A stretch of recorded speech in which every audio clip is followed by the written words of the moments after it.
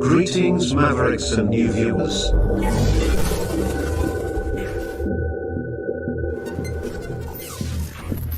Tonight, direct and live from the Maverick News Network World Studios. This is Maverick News with Rick Walker.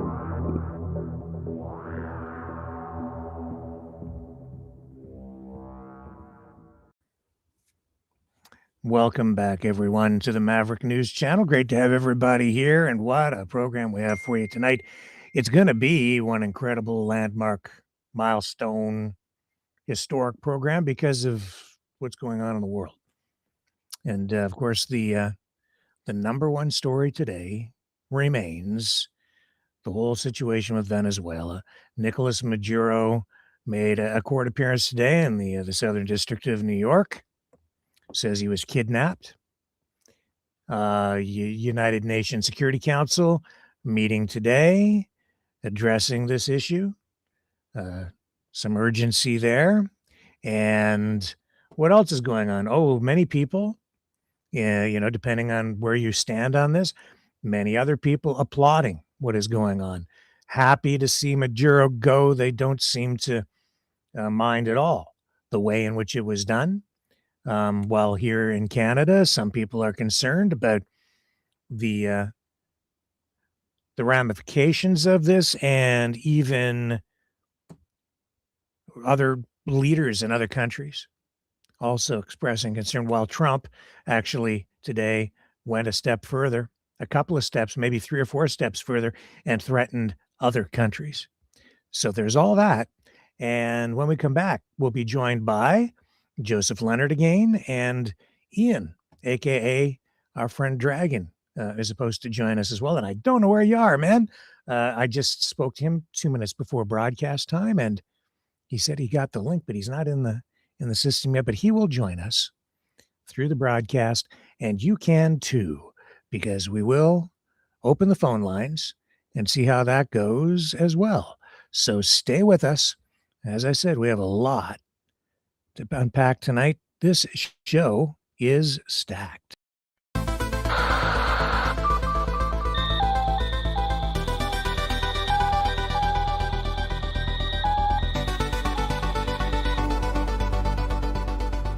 Maverick News isn't just a news outlet, it's a community of truth seekers. Your donation at freedomreporters.com fuels our mission to report the stories that mainstream media won't touch. Thank you, Maverick family.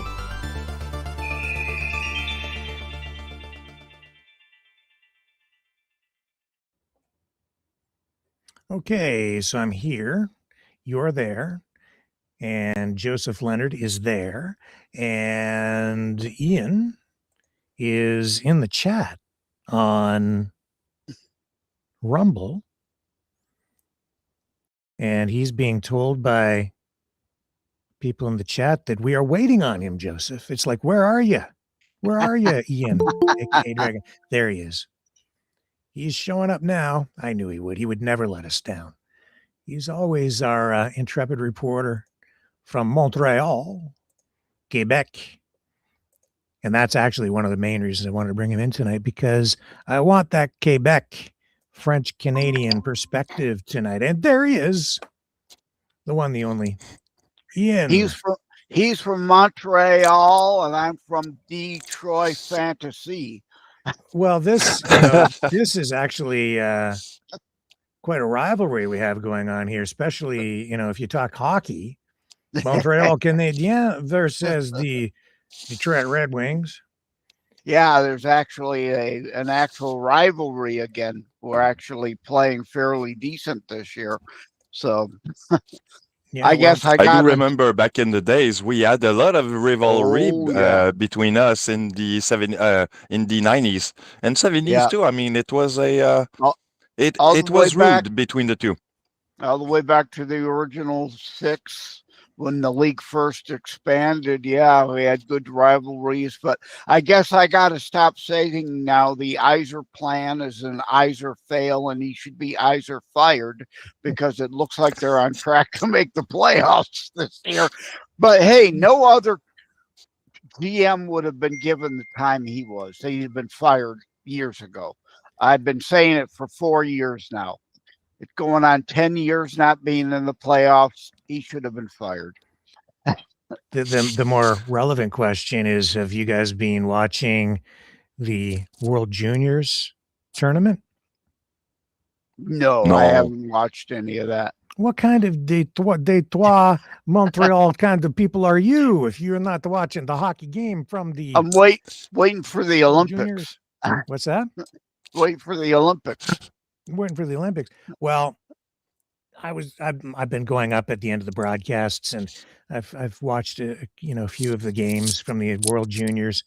Did it again last night. Canada lost, so they instead of going to the gold medal final, they've been playing. It's probably over now. They were playing in the bronze medal game. They likely won, so I'm going to say Canada won the bronze. If I'm wrong, it's only because I didn't get to see the end of the game.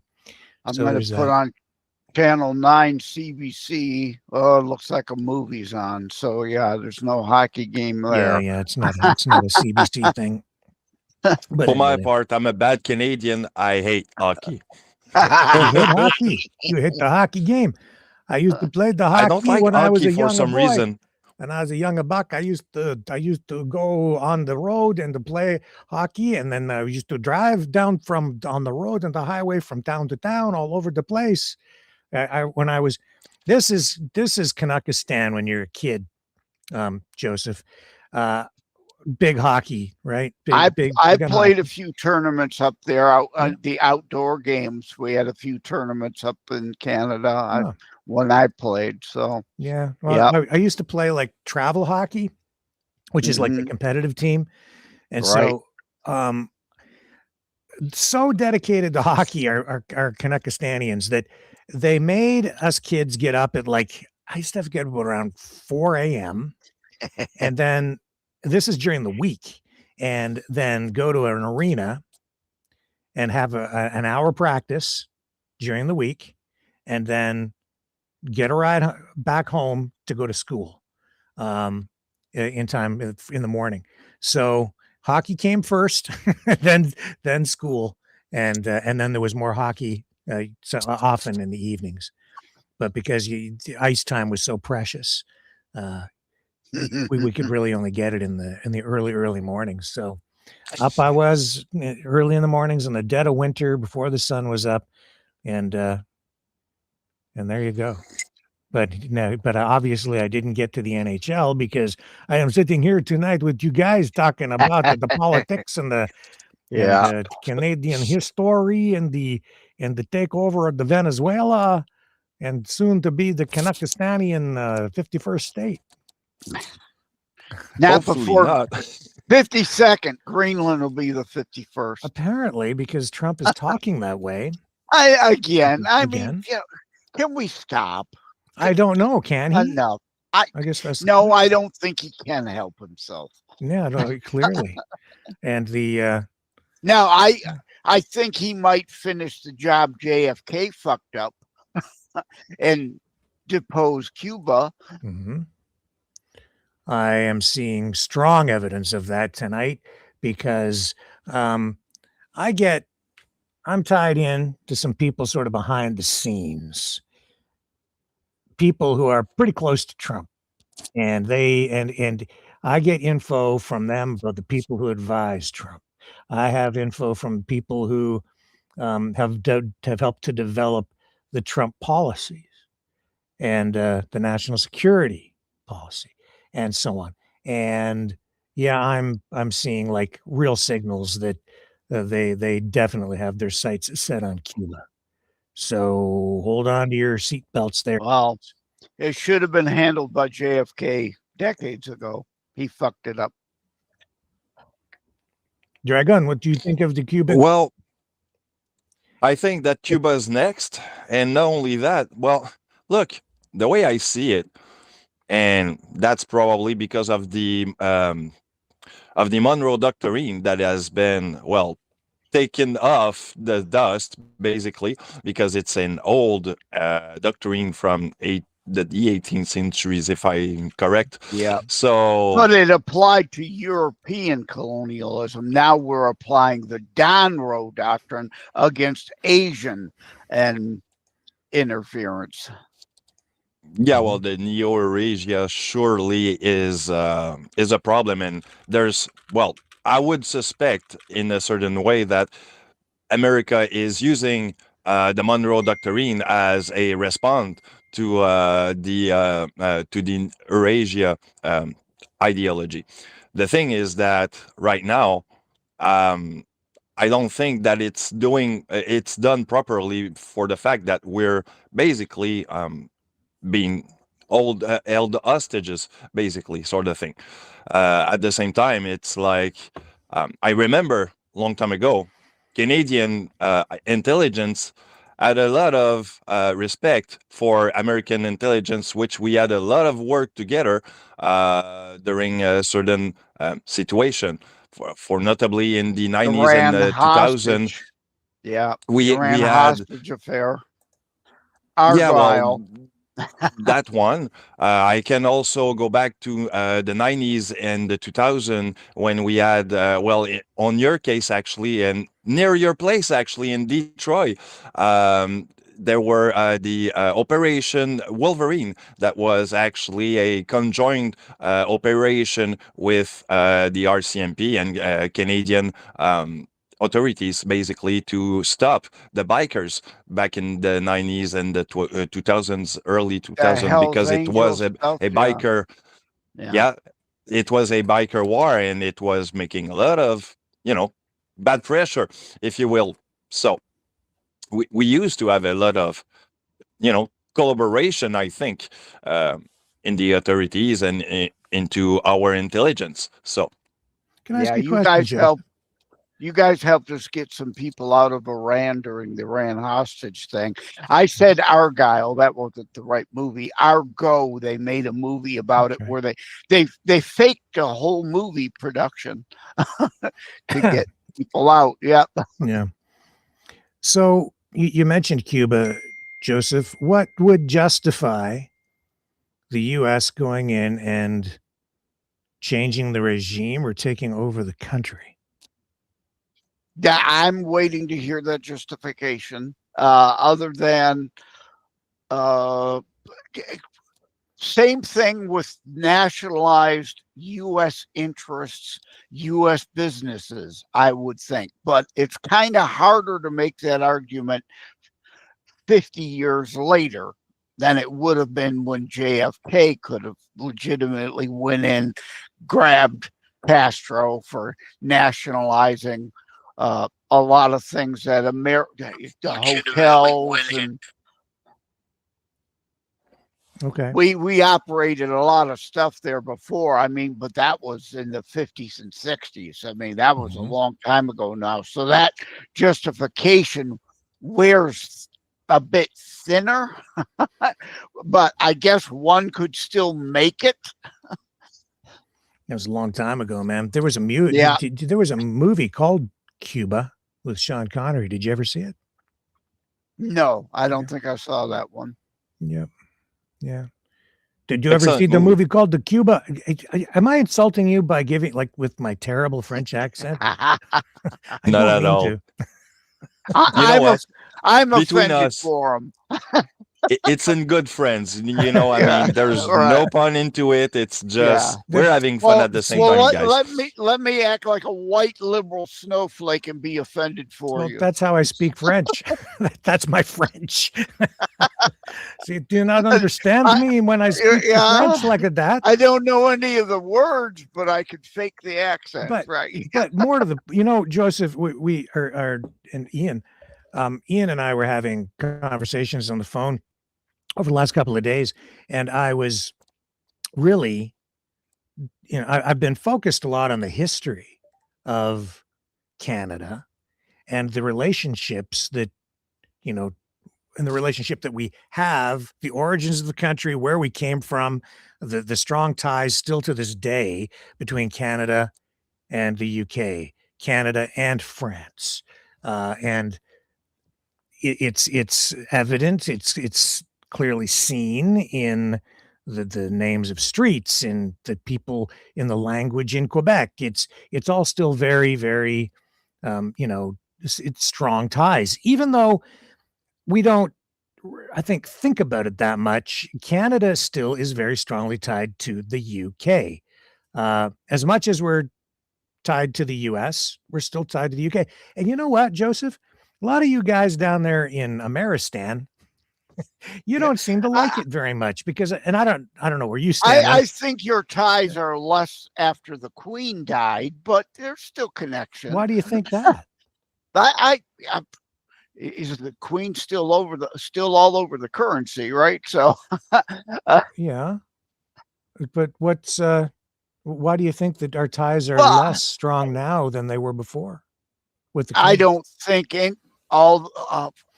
let's just say perception. I'm just, where do you get that from? Whole lot fewer people seem to have respect for Charles, where they at least had respect for the Queen. Interesting. I think perspective is shaped a lot by, media, what you're seeing in media. So of course, and we got Harry and Meghan over here making a mess of things, being morons. So, well, yeah. We got to put up with them. You don't. Why the hell didn't they go to Kanakistan?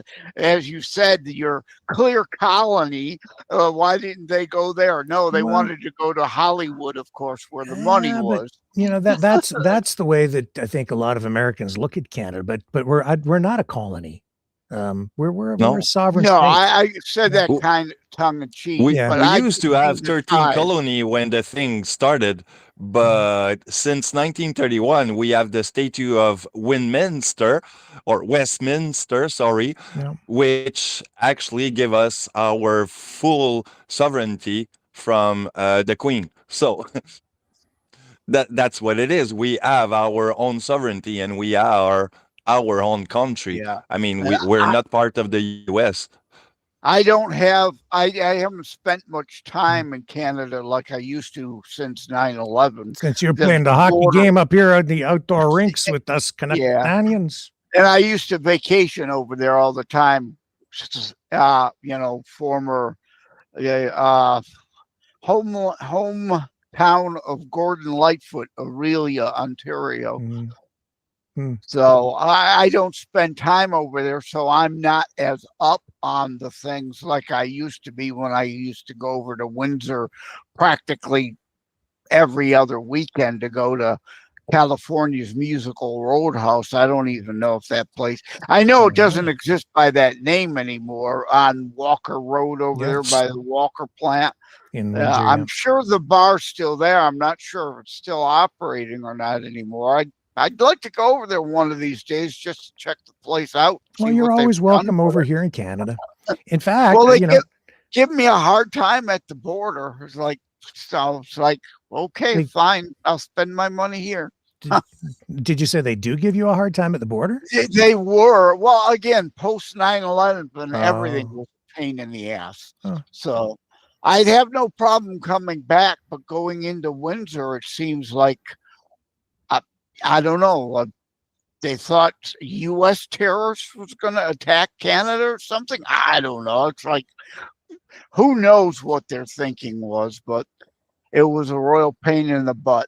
A lot of inspections, supposed random, I would imagine quite a few random ones. But so they're constantly pulling people over to keep your border guards busy inspecting cars, making them earn their pay before, when they used to just more or less sip coffee and wave us through.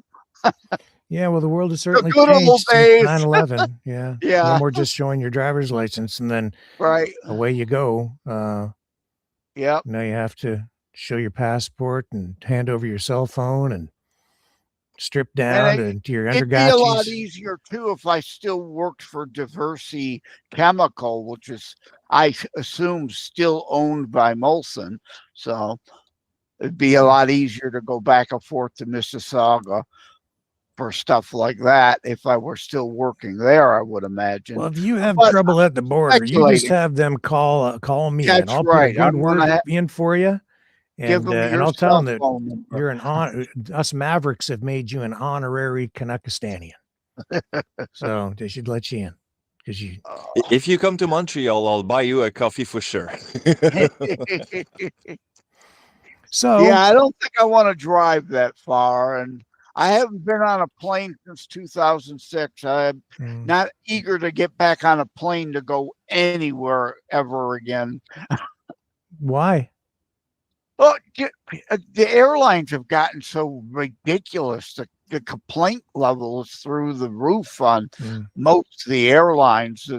Again, customer service has just gone to hell since 9/11. It became so security oriented, and they kind of then made it an excuse to drop any and all service. Yeah. Well. So what did flew. So what did you make of Maduro in court today? He said that he has been kidnapped. Well, in a sense, certainly he was. I mean, right?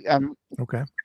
He didn't go freely, but most prisoners, when they're arrested, consider that kind of a kidnapping, I would imagine. Yeah. To me, it has the definition of a coup, basically, and it's a kidnapping from another external government. So that's what it is in my definition. Yeah, I that's why I said the other day I thought if we should have had Interpol involved too, so there would have been international law body involved, not just U.S. law agencies. No, there's a question for you, and I don't know the answer, but are Venezuelan police authorities part of Interpol? It's a good question. That's something probably should have looked up before this. I would imagine there used to be extradition. I would imagine they used to be part of it, but currently, ever since Chavez and Maduro, if indeed the allegations of narco terrorism and all that, and they're on the other side of the law, why would they want to maintain that relationship? Okay, so I just did a search here, and Venezuela is part of Interpol. Whether they technically actually honor it or anything is another thing, but they never revoked like a cooperative treaty that says they are. So they have been criticized, I guess, for misusing some Interpol tools. Oh, Venezuela? Yeah. And leaking information to the bad guys. I don't know exactly what they might have or might not have done. I'm not sure, but that there's some indication here that they've been accused of that. So if it's a police action, why then wouldn't it go down that road instead of a military action? Well, Interpol wasn't involved with Noriega was snatched and tried here also, and it was a military action in support of law enforcement. Yeah. It was a law enforcement operation, but they needed the military to be able to move them in and out.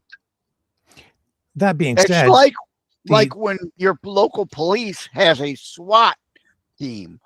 They call them in when the local cops can't handle it. The SWAT team comes in, or in our case, the FBI, or in your case, the RCMP might come in and bolster the OPP. Well, actually, even local police services in many communities have. Up here, they're sometimes called SWAT. Sometimes they're called things like CERT, Critical Incident Response Team.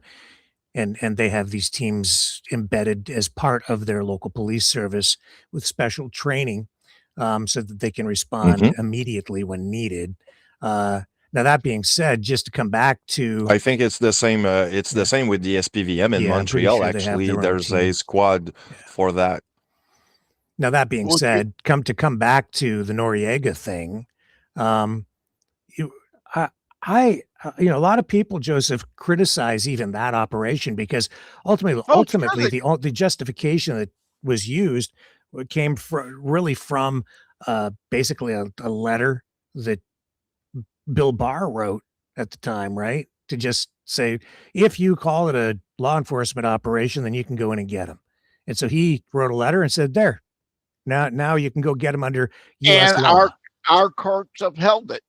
Yeah, Again, but those are your courts, and what jurisdiction do U.S. courts have in other countries? Technically, that's a very good question. It would be like you coming over and snatching the mayor of Detroit. Exactly. Right? What authority and ability? Although if the mayor of Detroit was sending drugs and guns into Ontario, I would say you have a little bit of authority. You would bring charges in Canadian court against them. And though technically with extradition, in a case like that with two nations, you would expect the U.S. to grab the person and hand them over. At this point, there is no extradition agreements between the U.S. and Venezuela, so we couldn't go that route. The only way to do them was the Noriega route. And again, yes, people question it.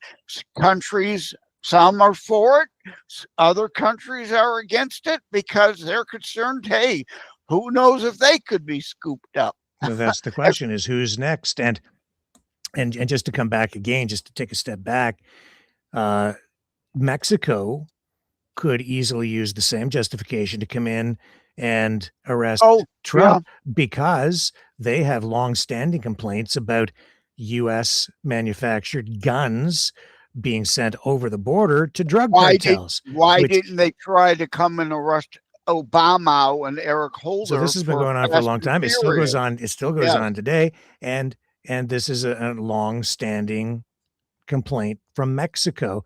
So based on not just what you've said here, but what we've seen happen over the last couple of days, that what Trump has done would justify Mexico going to the White House with a special team and arresting Trump. Well, I could argue they would have been the same logic and authority on Obama and Holder, because again, the whole Fast and Furious thing, we had the documents showing they did it. I don't know of Trump running illegal guns into Mexico. Now, again, that doesn't stop anyone on the planet from alleging Maduro, I didn't see Maduro on any of those alleged narco-terrorist boats. I mean, he's just being held accountable for the actions of other people. Because they're basically saying, well, Maduro didn't do anything about it, therefore he is part of it. He is a narco-terrorist. Hezbollah isn't operating in your country without the upper echelons of the government allowing it. Not doing something about Hezbollah being there. And Colombia and Venezuela both in bed with Iran and Hezbollah. Well, when I hear those allegations, that's really about Venezuela's alignment and being an ally of Iran and Russia, right? Yeah. So that's where it's Hezbollah. Well, they're really saying Iran, and of course, real concerns there from Marco Rubio and the Trump administration saying you're not allowed to do that. You can't be a friend of Russia and Iran and be in our backyard. At least that's the new doctrine.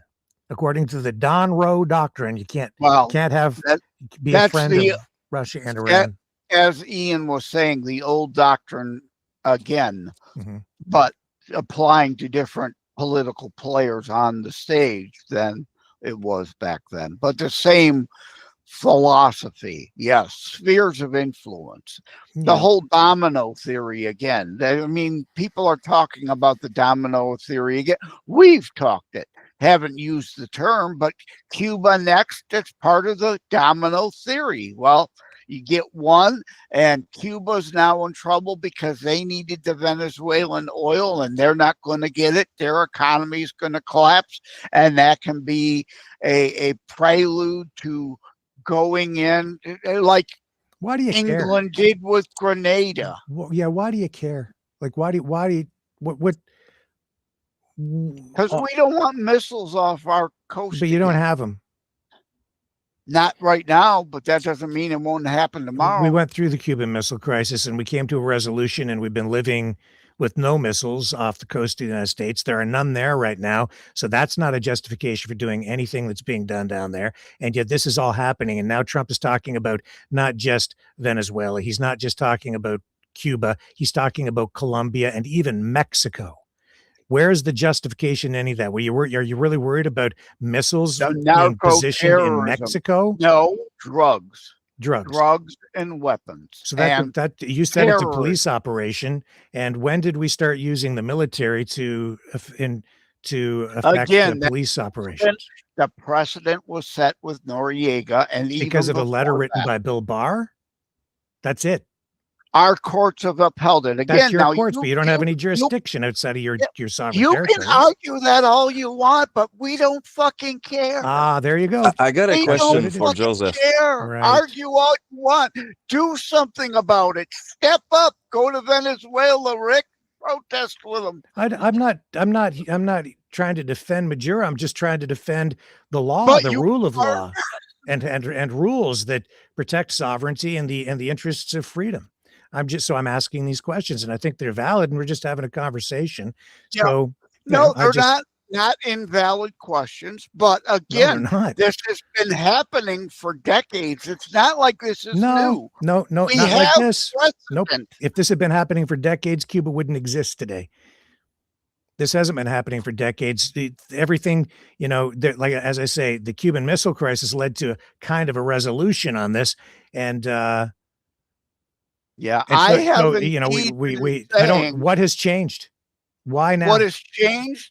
The terrorists or the narco cartels have been designated terrorist organizations under even some world laws, and our Article 41 under the UN ability to defend ourselves. If you're invading us with drugs, damn right, we got the what part of the UN Charter?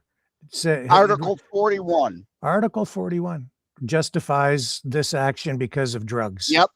I'm going to look at self-defense. Self-defense. I think it's Article 41. I could be wrong. It's not like I've got the UN Charter memorized, because I really don't give much of a damn about what the UN has to say about anything. I think really what you said earlier is probably closer to the truth, is that I don't think Trump or Rubio or anybody in power right now gives a damn. I don't think they care. If Russia's going to run roughshod all over everywhere, and China's going to keep threatening to invade people, then hey, all right, we create our own. Hey, you were part of the British Empire. We used to be too. Hey, it's our time. We'll get to create our own colonies and be an empire. Well, why would you want to do that? Hey, it's our turn. Your turn? Why would you want to do it at all? Aren't you better than that? Me personally, I wouldn't want to, but some people have that thought. I don't want those headaches. Yeah, I don't. It would just bring on more headaches. That certainly seems to be the attitude coming out of the White House. What do you think, Dragon? Well, to me, look, I'm looking into the article of the UN's, and there's the Article 39 and 51 that actually kind of speak about that to a certain degree. But the thing is that 51, not 41. I got it wrong. I thought it had it was 51. Yeah, it was 51. Yeah, but you were in the ballpark. The thing is that. Probably if it was a hockey game. My question that I'm asking myself right now is, what did it stop the American government back in 2000 when we had drugs war with the bikers to call that terrorism? to a certain degree, because to me, I mean, if I would, okay, I'm not excusing selling drugs and killing people with hard drugs, but the thing is that, you know, if somebody takes the bad decision to take drugs, it's not terrorism per se, because it's just, it's a criminal action for sure, but it's not quite the same. And to me, I mean, terrorism, if I look into the definition of it, it's basically an ideologistic attack. Basically, I'm going to attack a government under the name of a god or whatnot, kind of thing. Well, So, the or a justification of political idea. terrorism is that you're poisoning us because of an ideological divide, and you want to kill Americans. People make that argument. I don't necessarily disagree with that argument, but what you're saying, I understand what you're saying, and what you're saying has validity to it too. It depends on whose axe is gored, what court you're in. It depends on what side of the political divide you're on at any given. One man's freedom fighter is another man's terrorist. We support the Kurds, have for decades, but Erdogan, supposed NATO ally, is constantly fighting them, calling them terrorists, and we call them freedom fighters. So it's all political. Whether you want to say it is or not, it is. It all depends on on the red-blue divide you're on. I don't know. I everything I know about the UN Charter, everything I've been hearing, I don't think that anything that Trump has done in Venezuela is justified based on the drugs issue. And because it's not like an imminent threat, I think, is the language that has been used. Anyway, I've got the UN Security Council session queued up here, and let's just listen to the beginning of it. I was going to bring up that Argentina, the UK went into the Falklands based on supposed, citizens that were under threat from Argentina. So that, I think, will probably be part of the mix of the Cuba thing if they make a move. Well, I think from everything I'm seeing, the justification being cited is strictly U.S. manufactured. It's all based on U.S. laws with, that there's no international basis, and there's no, rule of law being employed here beyond whatever rules they've decided to make up on the U.S. side. Let's listen to what happened at the Security Council, and maybe this will help. Switch to the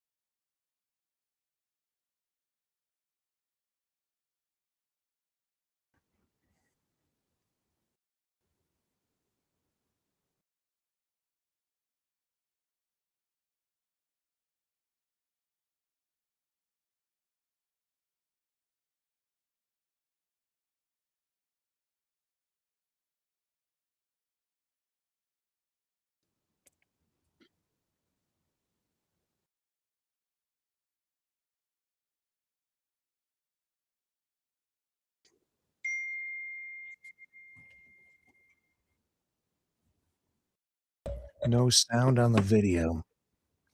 Okay, I'm going to bring it up over here instead then. Hang on a minute. Let me pause that. I'll bring it up over here. I'm hearing it okay on the Google Meet. Yeah, me too. They're not getting it here. So they're not getting it over there. I'm gonna bring it up over here so people can hear it here. I'll roll it over there too so you guys can hear it as well. So you're off the screen. They can't see you, but we're gonna watch the video all together now. And they should be able to hear it this way. Start it over. Here we go. To Ms. Rosemary DiCarlo. Thank you, Mr. President.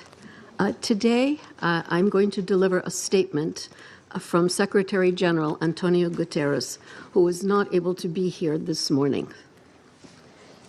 Mr. President, members of the Security Council, we meet at a grave time following the 3 January United States military action in the Bolivarian Republic of Venezuela.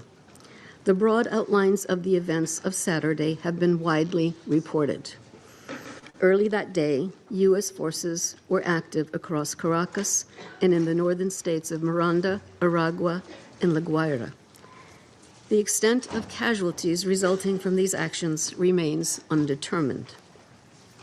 In a statement on social media on Saturday, President Donald Trump announced the conduct of a, I quote, large-scale strike against Venezuela and its leader, President Nicolas Maduro, end quote. During a press conference on Saturday, President Trump stated, and I quote again, "We are going to run the country until such time that we can do a safe, proper, and judicious transition," end quote. The government of Venezuela has characterized the United States action as a military aggression carried out in civilian and military areas and as a flagrant violation of the Charter, posing a threat to international and regional peace and security. As we speak, President Maduro is being held in what is less certain is the immediate future of Venezuela. I am deeply concerned about the possible intensification of the instability in the country, the potential impact on the region, and the precedent it may set for how relations between and among states are conducted. Mr. President, the situation in Venezuela has been a matter of regional and international concern. Sachs. Okay, Mr. President. let's pause, and I'll get you up. Hang on just a second. I have to get you back up on the screen. Okay, there you go. All right, they can hear you. Okay. Yep. I, of course, don't. Again, this is left-right, blue-red divide. Commies, the pro-commies are against this. The other pro-Western nations, some are for it. But I didn't remember hearing the communists in charge at the UN complain when Putin went in and slaughtered people he called terrorists in Chechnya. He didn't arrest anybody and bring them back to try them under Russian law like we're doing with Maduro and we did with Noriega. Same thing with former Soviet bloc state sovereign nation of Georgia when Putin sent in troops and reinvaded Georgia again. There was some condemnation, at least the original Afghanistan war, when Russia unprovoked invaded that nation. And we, the US CIA, lifted up Osama bin Laden and the Mujahideen. And it wasn't until after we defeated the Soviets in Afghanistan that then Osama decided, okay, I'll take on the other superpower now. Ian, thought? Well, my thought is that, it's clearly that the UN didn't know about what was going on, and basically they had no idea till things happens. They tipped off the Venezuelans, yeah. Maduro could have avoided this. He could have went to Russia. He could have went to Tehran. He could have gone to Beijing with billions of dollars stolen from the Venezuelans and lived a good rest of his life. He had the chance to go. He knew this was coming. Yeah, but you said earlier that they knew and they were already in the known of what was Trump about to do. And that's the other thing. I mean, how can you not call that a coup when a government, an external government, takes away another government and say, I'm going to take the power for the time being? No, that's an invasion. And we'll put someone that we can work with in power. Well, yeah, that's a coup. I did say the other day. The U.S. is basically going to rule Venezuela now. Yeah. So that part's problematic without a declaration. This whole thing is problematic, really. What part of it isn't problematic? What's perfect or good about it? Like in the sense that it's following rules or whatever. Like this whole thing from like a right, not a left-right perspective, but following the law, following the rules, like what's not problematic about it? Pro-communism statists versus freedom-loving people. Where's the freedom in this? Ask the people celebrating in Miami tonight. Well, I don't know that there's freedom on either side of this, though, Joseph. That's the thing. I don't see that. I don't see where there's freedom by having, Donald Trump go in there and say we're taking over. And you can have elections as long as you elect the government that we want you to elect. You're not elect. You can't do this. You can't do that. You can't have this kind of a leader. Yeah. Just like Putin did in Belarus. I'm not defending Putin or any of his actions, because good for the goose, good for the gander. That's his part of the world, though. That's his sphere of influence. No, two wrongs don't make a right, and because Putin has been a bad actor doesn't justify having the U.S. go in there to conduct this kind of military operation where I think they've killed. I'm seeing conflicting reports between 40 and 80 people. But yet we're talking about Venezuela. No discussion about Belarus. No discussion of Georgia, like I brought up, or Chechnya. All forgotten. Just ignore it all. So, no, two wrongs don't necessarily make a right. But if that's the way things are going to go there, then again, I don't give a damn if us good guys do it too, to a degree. But go ahead, Ian. Well, actually, I was about to say that, I'm not pro neoliberal or pro communist at all. I would suggest probably myself to be a classic liberal like Rick probably, but the thing is that what is going on was not done by a democratic system. It was not done under a democratic road. So that's where the things rub in my mind, and that's where I'm not okay with that. But when is any police action done democratically? Do we go to all criminals the time, every single day, like all the time? That in fact, criminals are always saying they're innocent, yet we arrest them and put them on trial every day. That's what due process is all about, and the enforcement of law is part of the democratic process. That's what they're doing with Maduro. He's going to be put on trial. Again, like I said the other day, I would prefer a new government in Venezuela and ship him back, or send him to Switzerland and let a neutral nation put him on trial. So now I thought the United States didn't want to be the world policeman. I thought you didn't want to pay the bills. So why do you care? That's why if you don't care, why are you guys there? And I don't mean to put you on the spot for what Trump has done, but just fair. Asking. It's right? fair. It's fair. It's a fair question. People are dying in our streets. Or so we're being told, but those boats didn't have enough gas to get to the United States. No, well. And they were going to places like Trinidad and Tobago, and all the evidence shows that any drugs that have been transported were really earmarked for Europe, not the United States. Does beef in Nova Scotia come directly to your food table? No, it goes through stages and steps. Yeah, well, where's the evidence that these drugs were? That's what they will have to put up through court. Mm-hmm. Well, U.S. courts and U.S. jurisdiction, and I don't see how that extends to another country. I want to see the evidence. I do want to see the evidence. It's foreign interference. I'm going to hang out for a little while more because I got to call Amazon. My book was supposed to be released in Kindle, audiobook, soft copy, and hardcover today, and I'm only seeing the soft copy released. Is this a way to get a plug in for your book? You go ahead. You do. No. It's an excuse to beg out though, because I do gotta call them and say, what the hell have you screwed up now? Well, that's Amazon's there 24/7. Yeah. Yes. That's the only people we want that you here. know We how need you here, man. anything. We need our honorary Canuckistanian the people who here. People who can do anything aren't there overnight, though. They're only there usually till 8 p.m. So I'm already behind the 8 ball and calling too late. Yeah. So I'm seeing a lot of people saying, who's next, and where's this going to stop? Because this really has destroyed the world order. It is the global world order. We now no longer have any rules. It's just the law of the jungle, which is just like when Putin invaded Chechnya, and just like when Putin invaded Georgia.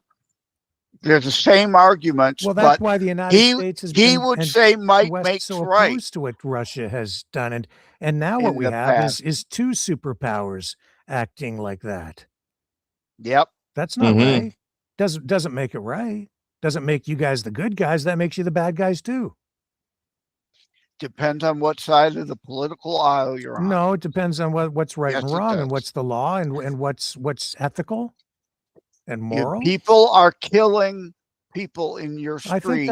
I think you have a right to defend yourself. As Ian said, it was Article 51, not 41, or whatever it is. I don't know, and I don't care, because I don't care what the UN has to say. Why don't you care? Because they're a but 90% of the time pro-commies. What do you mean? What do you mean by that? Like, when has the United States ever had an actual person preside over what the hell's the idiot called that's in charge? The Secretary General. Yeah, they've always been normally pro-commie small operations, hoodlum nations that we allow to run that place only because we've got the veto. We should be exerting more authority and pressure in the UN, not less, in my opinion. But until that day happens, I don't care what the UN has to say. It's going to be pro-communist 99% of the time. Well, okay, help me. And yet you still refuse to recognize that it's a political issue. A political issue. Well, of course, it's a political issue. Yes, but ethics and morals come into play with politics, and that's what's at hand here. Western Eastern. So communism, free nations. So what does communism have to do with drug smuggling? Trying to undermine Western culture, cultural Marxism. That's been a stated goal for the since World War II ended. That's not drug smuggling. That's part of it. That's part of it to undermine. So now you're invading Western because cultures. Of cultural Marxism? That's in the mix. I'm sorry if you can't understand that. I do understand, and it's scaring me. Because so if people don't think, it's time we finally fight back instead of putting up with all this shit. Well, since World War II, like I said the other day, we're done being everybody else's bitch. It's done. It's over. We're through with it. The United States is somebody's bitch. The ATM of the world. Yes, we're going to act in our interest. I was thinking not about yours. You saying, not yours. Just let me preface what I'm about to say. I love you. Okay. This is a debate of sorts, right? It's a discussion. But I just want to say I love you, Joseph. You're my friend. Okay, so whatever is said here tonight, just remember that. No, right back at you. Yeah. Or I wouldn't have been here. But I was thinking about you saying that the other night. No, but I know you were going to argue with me on these things. Yeah, well, because as you sit there and say that you guys don't want to be the ATM of the world, you're not going to pay the bills anymore. I was thinking about it. You know what the truth is? The United States hasn't paid. You guys haven't paid your bills since World War II. That's why you have a $30 trillion debt. Because like a lot of countries, governments have been, running up debts, not paying bills at all, because we're buying so much cheap plastic stuff from third world countries where people are working for poverty wages. Yep. And then we just keep and then when it comes time to pay, our governments print more money, inflate, Yep. inflationary. So there's an aspect of that to it. So in reality, the United States hasn't been the ATM for anybody because you're just not paying your bills anyway. We don't pay the UN because we allow it to be here. We house it. I've said over and over, how about we move the UN to Jerusalem? Let the anti-Semitic commie asshole Nazis deal with the terrorism they sponsor in Jerusalem and have the UN and those people's nations ambassadors be under threat from the actual terrorism they sponsor. So get it out of New York. So the truth here is that, or how about Montreal, Ian? Would you take the UN? I don't know. I mean, look, we have the Palais des Congrès in Montreal, which we could probably held them, but that's another story. Take them, yeah. Please take it. Why wouldn't you want the UN in New York?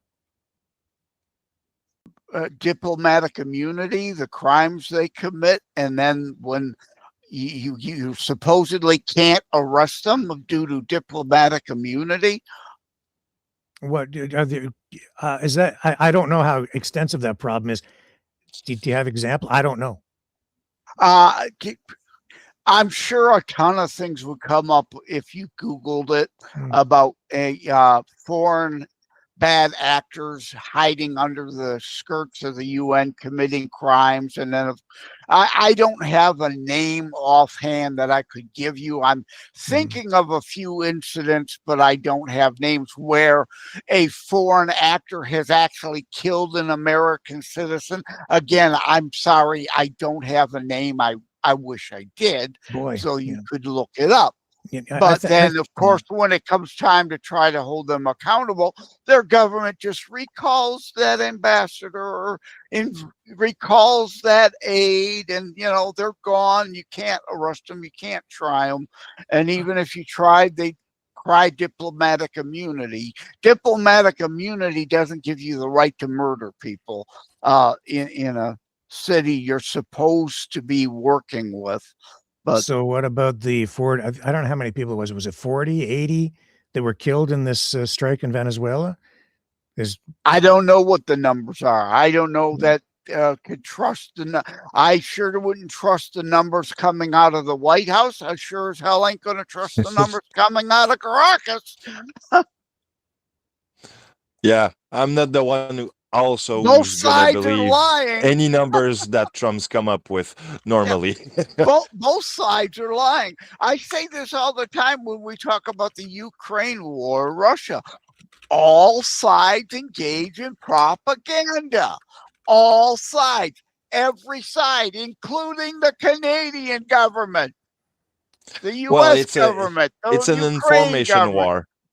Yes. Yeah, that's part of the warfare, and it's deemed okay to do so because it's a part of the extension of propaganda wars better than a hot shooting war. Well, we know that people died. No U.S. deaths. Oh, I have no doubt. But that Cuba says they have confirmed 32. Other reports are 40, and there are some on Wikipedia as high as 80. That's like I'm going to trust Hamas's numbers when they say, well, at this how many stage, civilians I died. think it's fair to say people were killed by U.S. forces. I think that's fair to say. People who tried to resist, and again, innocent people could get caught up. There's always collateral damage, and I'm horrified by collateral damage. But even though I recognize it's an unfortunate reality of things that happen and someone not knowing what's going on. It's like if you're not breaking the law, well, you guys don't know this because you don't have any guns over there. But, if under castle doctrine, somebody's trying to break in my house, I don't hear them say police. Of course, I'm going to shoot at the motherfuckers coming through my door if I don't know who they are or I suspect They may say they're police, but they're not. In the fog of war and the chaos, you don't know, and innocent people can die. And that part bothers me the most. Not those protecting narco-terrorists. Speaking of guns, they've charged Maduro with possession of guns. I know, that one kills me. Machine guns, technically, again, that is a violation of law in the U.S. Well, I agree with you that doesn't apply in this case. It doesn't apply. The guy is not even American. How does that work? I agree. In that case, it doesn't. He's not, as best we know, unless you show me the evidence, supporting the traffic in those weapons coming into the U.S. And the allegation is the what's that Venezuelan gang? I can't think of the name of them right now. But Venezuelan gangs that are here are using automatic and machine gun type weapons. So they're trying to tie Maduro in with that. Now, again, make the case in court. That will remain to be seen. But I agree with you that those charges they're add-on charges. They're a stretch. You try to pad a case. In any law enforcement case, if you could charge someone with 50 things so you could try them and get them convicted on 5 and sent away to prison for life, it's just part of the way the legal system works, unfortunately. You pile on charges, including sometimes bogus ones. And I agree that one's a major stretch. So, yeah, it's supposed to be about the drugs, but here we are today. Trump, even yesterday, talking about U.S. oil companies going back in there. He has issued a stern warning, threatening the new interim president of Venezuela that if basically they don't fall into line and govern accordingly, according to, the way they want things done on the U.S. side, and if they don't usher in and allow the U.S. oil companies to come in and set up operation there, then they'll meet a fate worse than what Maduro has suffered here. And then he's talking about Colombia and warning Colombia and Colombia, Cuba. So Greeland this is again. really about drugs. In this case, that's the most viable accusation to use. Yes. Okay, if you want to use that word, I've got no problem with that word being used. It's continentalism. So that's the excuse, and the real reason is regime change. Yeah, because they're a commie. And it's about cutting off oil from going to Putin and Xi. Is one of the main bottom lines. Why do you care? They need the oil. You don't, but you do a lot. Not just you, but I would say I know what you mean. Like because Trump. It matters to Ukraine. It matters to Georgia. It matters to Chechnya. It matters to the Baltic states. So yes, do I care about those people? Absolutely. But Ukraine was invaded. What we can do. Venezuela was invaded. Not like Ukraine was. No, because they went in and swiftly cut off the head of the snake, and then they pulled out and they said, now. Like they did, Putin did in Georgia and Chechnya. Again, this operation is more like Nicaragua and Chechnya and but it's still a takeover. Georgia. It's still a coup. It's still the same. And it's the U.S. doing to Venezuela what Russia has done to other countries. Yes. Yes, I do not disagree with that, but at the same time, I also do not care. Why don't you care? Shouldn't you care? I do care, but I don't care the reasoning. I care what may happen. So what about us? The whole fighting wars and sacrificing so many thousands of people for the domino theory and not winning Vietnam and not winning South Korea. Those are the things that got us to where we are today. We wouldn't be where we are today if we fought those wars to win. Now we're actually fighting wars to do something, to accomplish something, to push back against the communist. Why do you want to go to war? And like, I don't. I thought we were. This was the peace president. I thought we were not supposed to go to war. Yeah, well, I don't get it. I'm sorry for the Trump cultists who bought into the America first was America alone and America only, the libertarian wing of the party. I think you're pretty much alone on this one, man. Because he went in all by himself. He didn't consult with any other countries, didn't work with anybody else. They just went in and did it. Yep. Because if we'd have gone in and worked, tried to cooperate with other countries, it would have been leaked. It wouldn't have happened. They would have helped harbor the fugitive.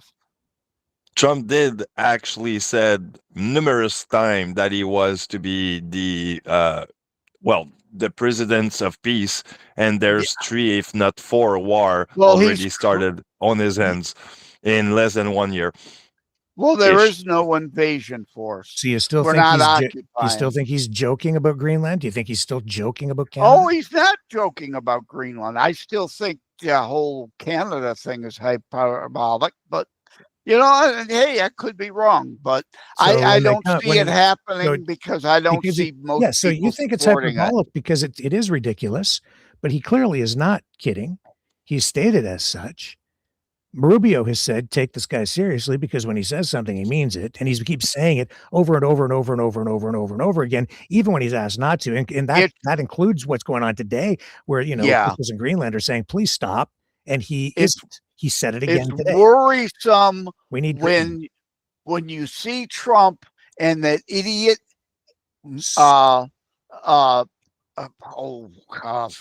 Carolina, Lindsey Graham. Yeah. When that warmongering moron is around Trump, there's trouble. There's problems. Yeah, he was on Air Force One, I think, today. Talking like that. So when the U.S. military comes to Canada and arrests Mark Carney, our prime minister, and drags him into the Southern District of New York under the same pretext, will you care then? Oh, absolutely, because the pretext will be just a pretext. It won't be anything legitimate.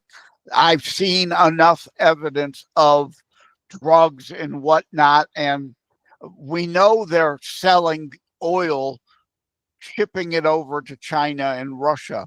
That's why we see some tankers. Even Russia tried to give cover then to it by designating one of the ships we were following as supposedly under a Russian flag so we wouldn't try to seize it. But we did, I think, anyway already. This is global geopolitical positioning. Oh, it's more than that. It's a complete. Finally, there is pushback. This is the Great Reset, my friend. This is what it is. It's a great reset. Well, not as normally Klaus would define it, but yeah. No. This is the Great Reset, man. This is it right here. This is it. I don't know why you guys can't see it because this is it. This is the Great Reset, carving the world into 3 spheres of dominance.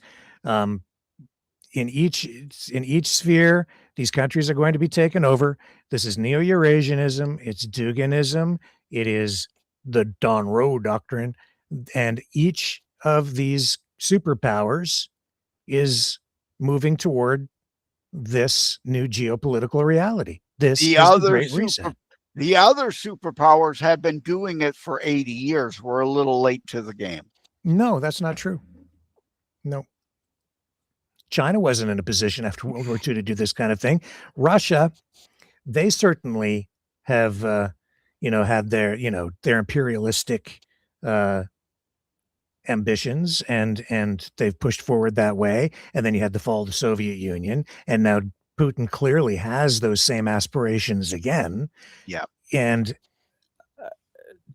Trump is in alignment with Putin on this because this is the Dugin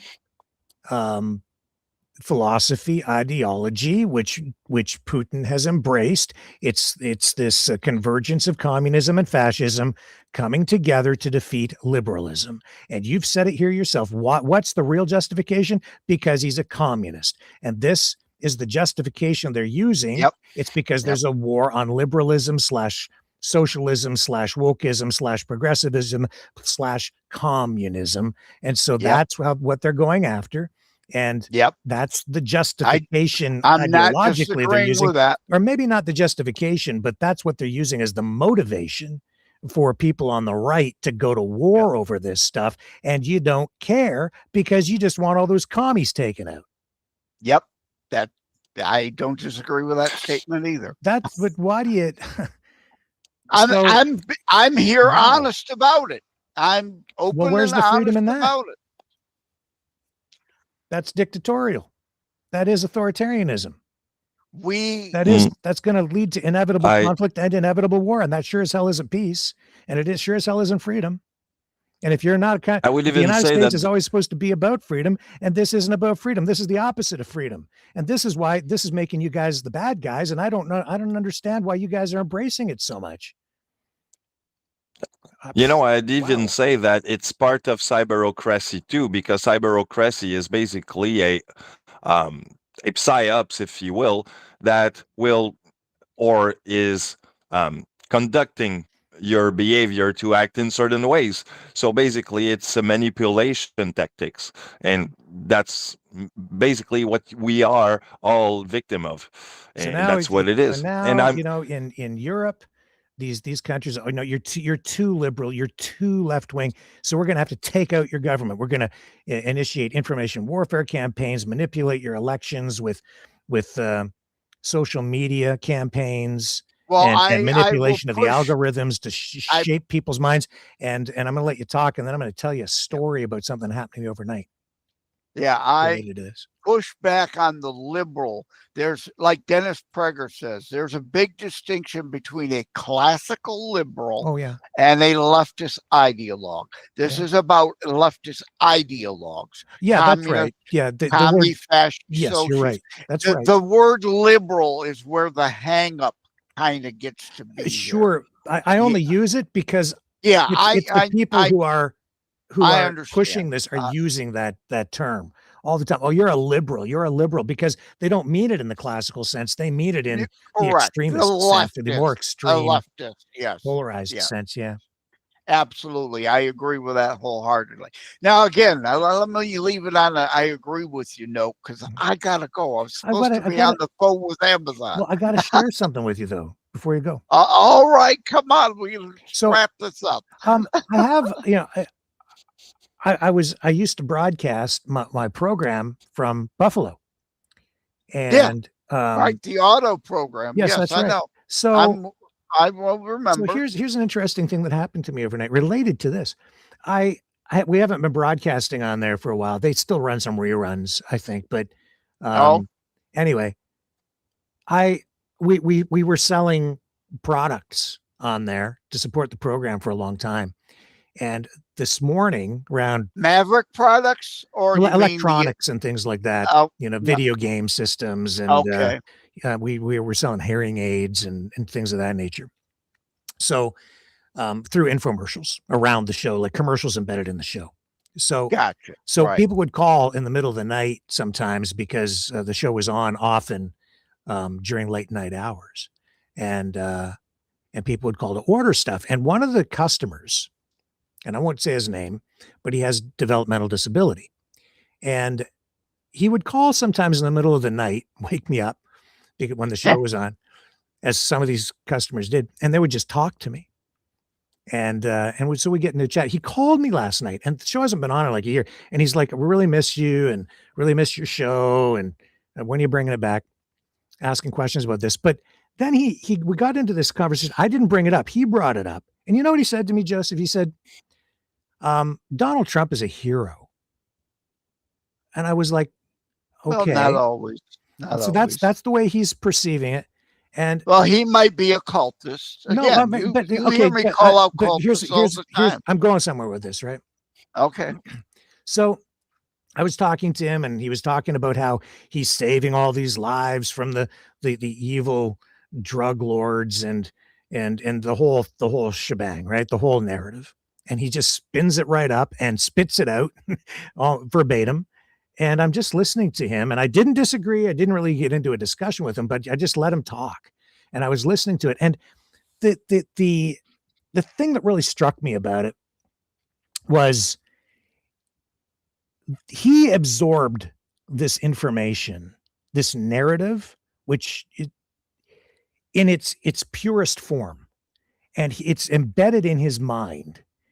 And it really drove an important point home for me, in that the government, the U.S. government under Trump, has taken this person, this human being, and he is the ultimate achievement for them, because he has just accepted the whole narrative to the point where he believes Donald Trump is like this hero, almost like a superhero, who is like defending America and saving the whole country from the drugs. Meme going around of him in the Iron Man suit. Yeah, I mean, like, he's just buying the whole thing.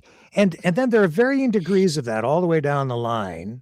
And, well, you know, you hear wonder, me say, I worship no man. I'm the guy that called Francis but it's nincompoop. clearly not accurate. There may be some truth in it, but it's not accurate.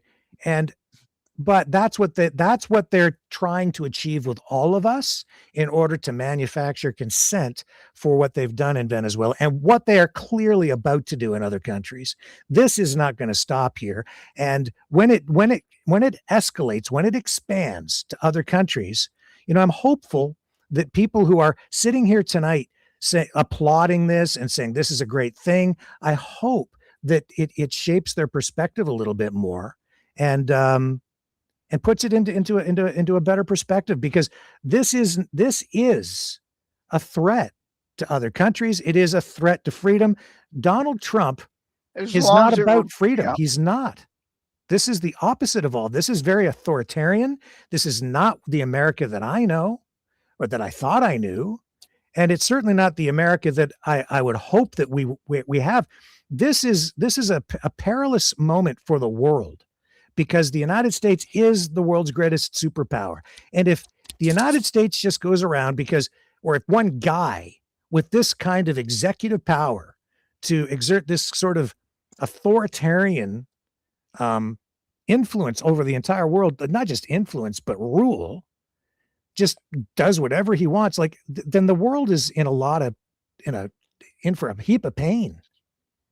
And I don't know where the hope is in this, because it was always the United States that was supposed to defend freedom and stand up for the little guy and make sure that the rule of law was enforced, and to come to the aid of countries that were being oppressed by dictators. But now what we have is someone who is using dictatorial powers to exert this kind of dictator. We just removed a dictator. Yeah, but if I understand what you're another saying, dictator, then it doesn't solve a problem.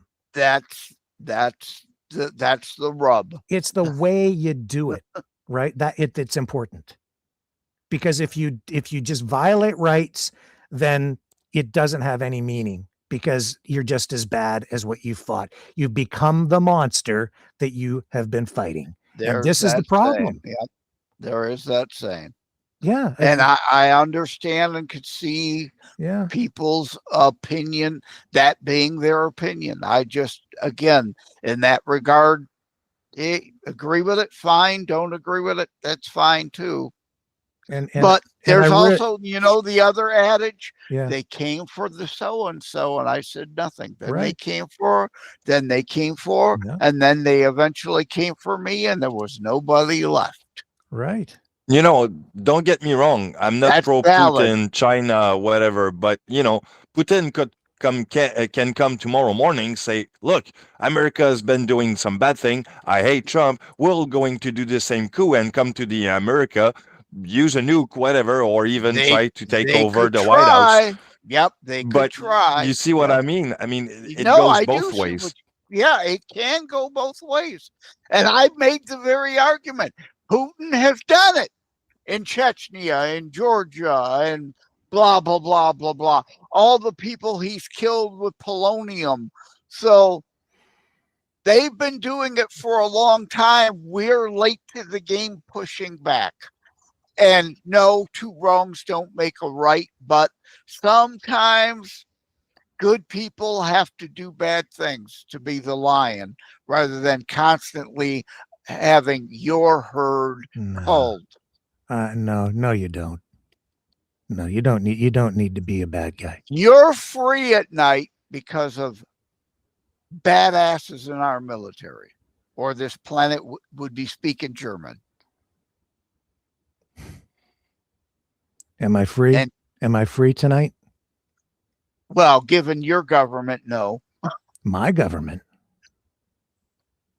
We're less free here too than we were certainly 80 years ago too. So everywhere is less free than it was 80 years ago.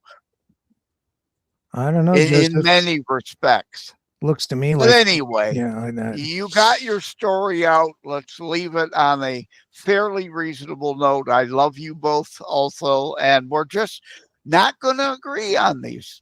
We're just not going to agree. Huh. That's the way it is.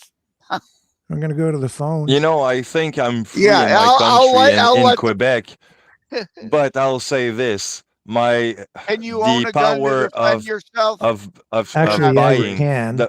my buying power has been really reduced since Trump became the president. I will say that.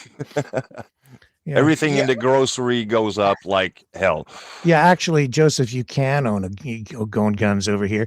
And my father was a hunter, and he had guns, and and I actually one of my clients for my other work. The Second Amendment isn't about hunting, and the Second Amendment is not about and hunting. you can own guns here, so you can't go into any gun store you want and buy whatever weapon, and nor can I. We're not as free as we were 80 years ago. One of my clients. I can't buy a submachine gun, even though the Second Amendment says I damn well have the right to. Yeah. So I'll let the phone callers in the chat argue. Now, I've got to argue with Amazon. Okay. So love you both. Take care. I'll see you around. Okay.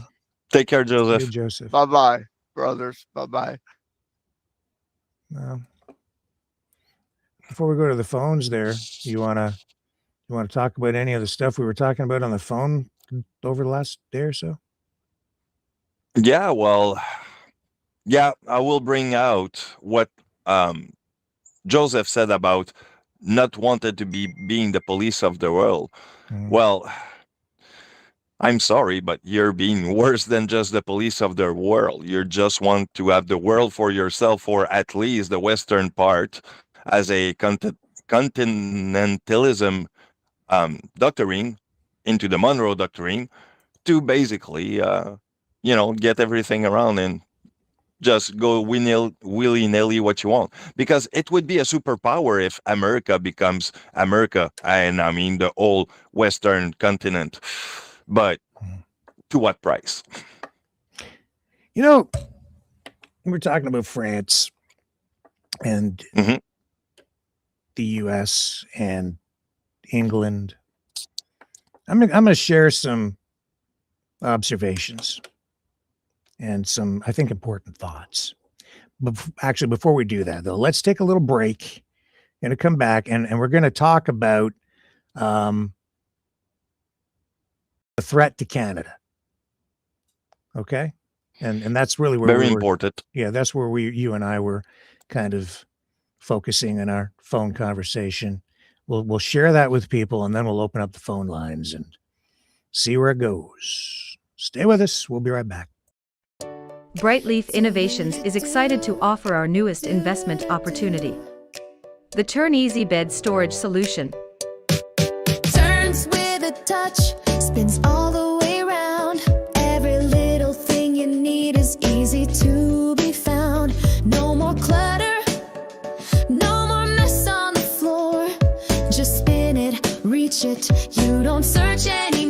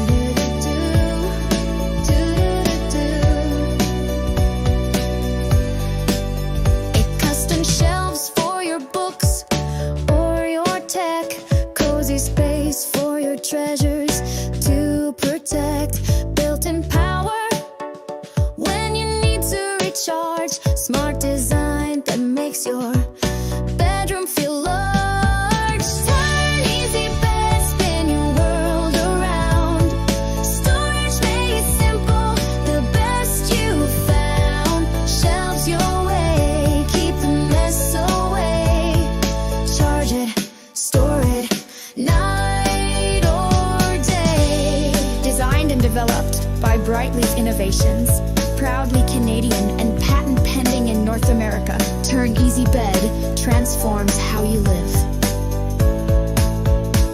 To learn more about this innovative new product idea, an exciting investment opportunity, call 519-784-0222 or visit brightleafinnovations.com. Where did Ian go? He's not there. Okay, give us a moment. We'll give him a second to come back, and we'll resume on the other side of this.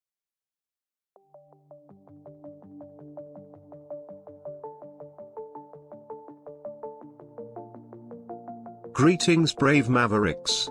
Our quest for truth continues. We go beyond fake news. Together we expose propaganda. Together we pull others out of rabbit holes. We are maverick thinkers. We are all unique individuals, defenders of individual rights and freedoms, credible, trusted, grounded in reality. Maverick News, Maverick News. Defending free speech, Donate at freedomreporters.com. Do it now. Tomorrow may be too late. Maverick News. The world is watching.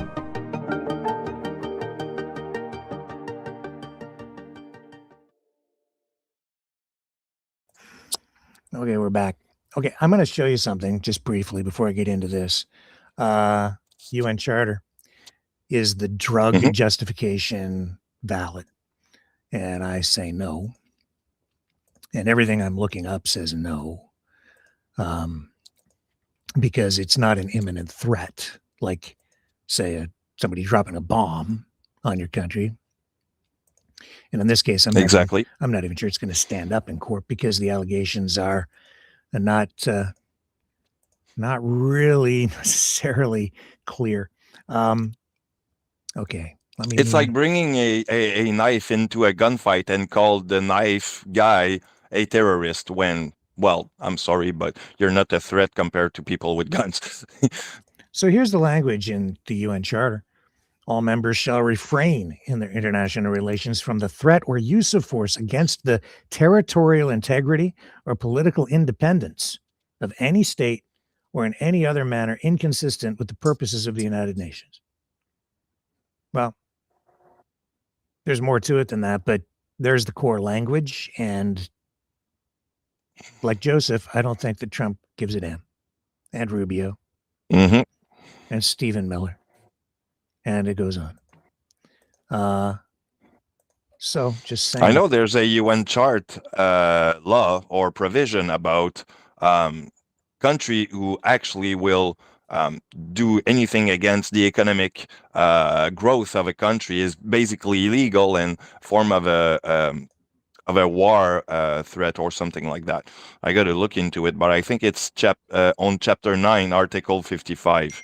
If I look it up right, economic rights and duty of state, which emphasize the sovereign right of resource and oppose coercive economic measure to hinder development, but that distinct from the UN Charter. So basically, doing too much tariff and going high on tariff on the country is a form of economic sanction or an economic duty or whatever. I mean, so basically it's against your economic growth, and yeah, it's against the UN Charter. So, yeah.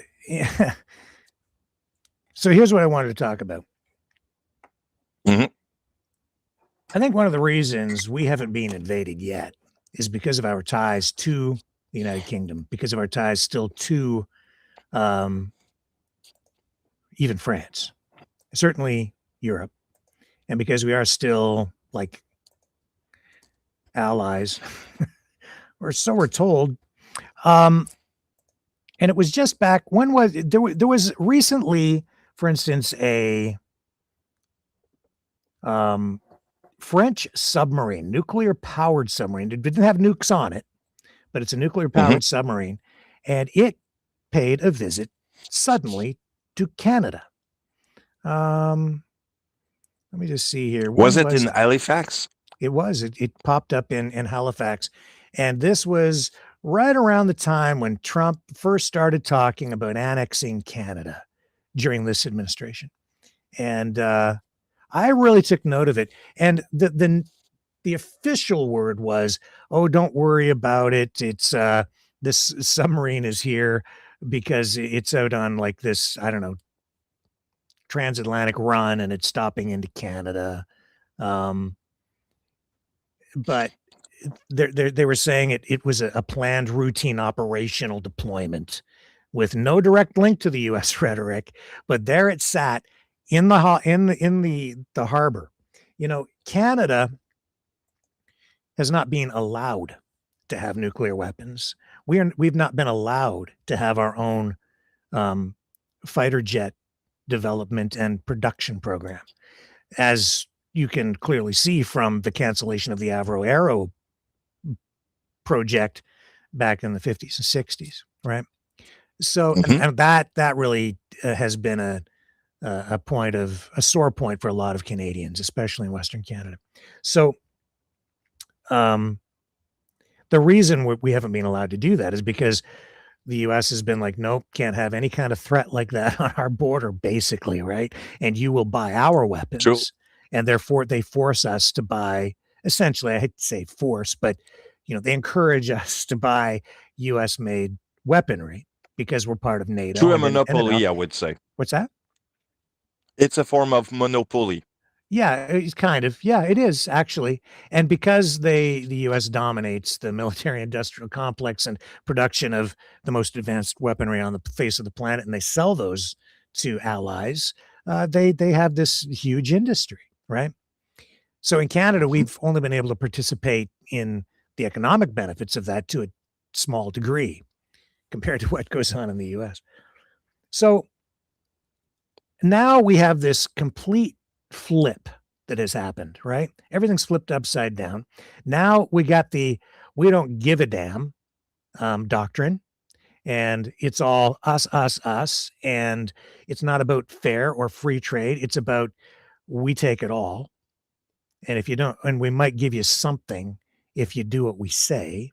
And if you don't, we'll just take over your country. That is what we have on our hands right now. That's the truth, clearly.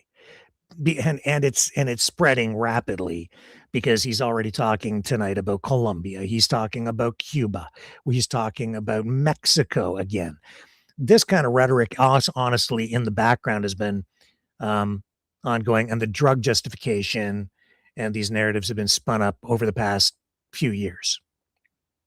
And even during the Biden administration, as Trump was running, in my estimation, based on empirical evidence, was running some sort of a weird shadow government, which is tied into the whole Q movement, frankly. So that's what he was doing. And this kind of planning was taking place in the background. This is why a lot of people were saying he's still the president of the United States. He's still the president because he was running a shadow government. It was like he never left office. He was doing this in the background, and he had the support of a lot of retired military generals, military officials. A lot of them retired, some of them not. There are organizations out there that provided structure to this and expertise. So here's the thing. As part of all of that, there's been this information warfare campaign that's been going on. And a lot of it is directed at Canada. I've been saying for years, Canada is in play, but I couldn't really tell for a long time who is playing us, who wants us. Somebody wants us. And I was having a really hard time coming to grips with the idea, the reality that it was the United States until Trump started with the 51st state stuff. And then I was like, oh my God, it is you guys. But it isn't just him. It has also been Russia working in conjunction with Trump and MAGA, not the United States per se, except now it is the government, but it's MAGA. This is the political movement that wants to take over our country, and they don't give a damn. And they are at war with liberalism, wokeism, progressivism, socialism. They hate it. It's like, Yeah, you had a conjoined attack with actually Russian trying to manipulate Americans to basically aid the structure of the system that is already in place and make Trump basically, destroy everything. well, Russia, and see, I think this is why he views himself as the peace president, because if you carve the world up into three spheres of dominance and the three big superpowers that can then control everything, and if you just have an agreement where you just agree to stay out of each other's backyards, and then you won't go to war, and we have world peace, and we can all sing Kumbaya.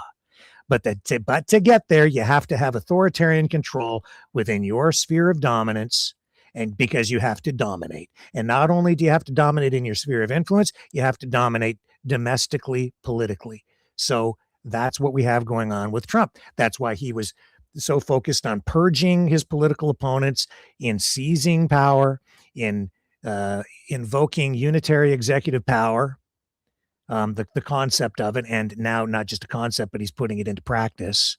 And that's why Congress has been detoothed, the courts detoothed.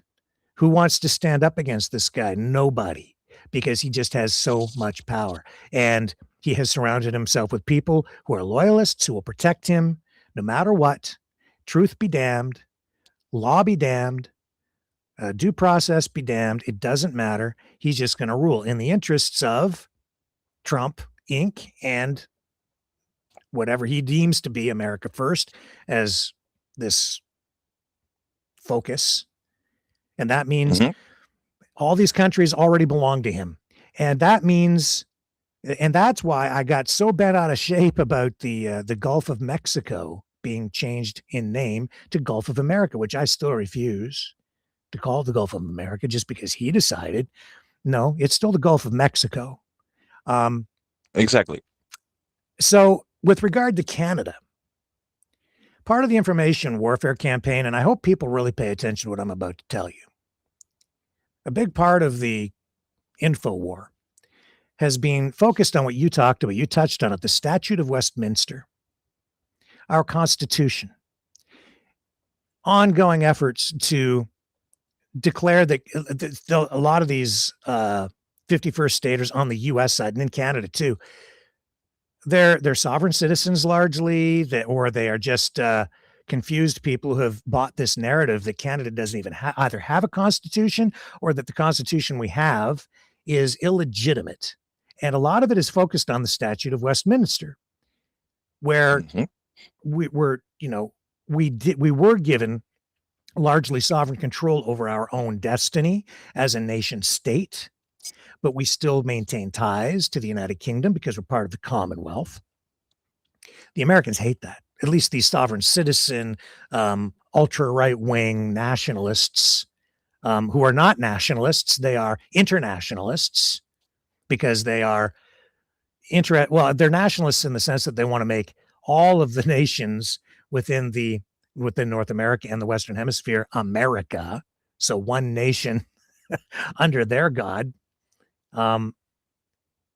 So with regard to Canada, they're trying to convince us all here in Canada that our country doesn't really exist. It's not a real country. It's not valid. It's not legitimate. And it's not true. That is a lie.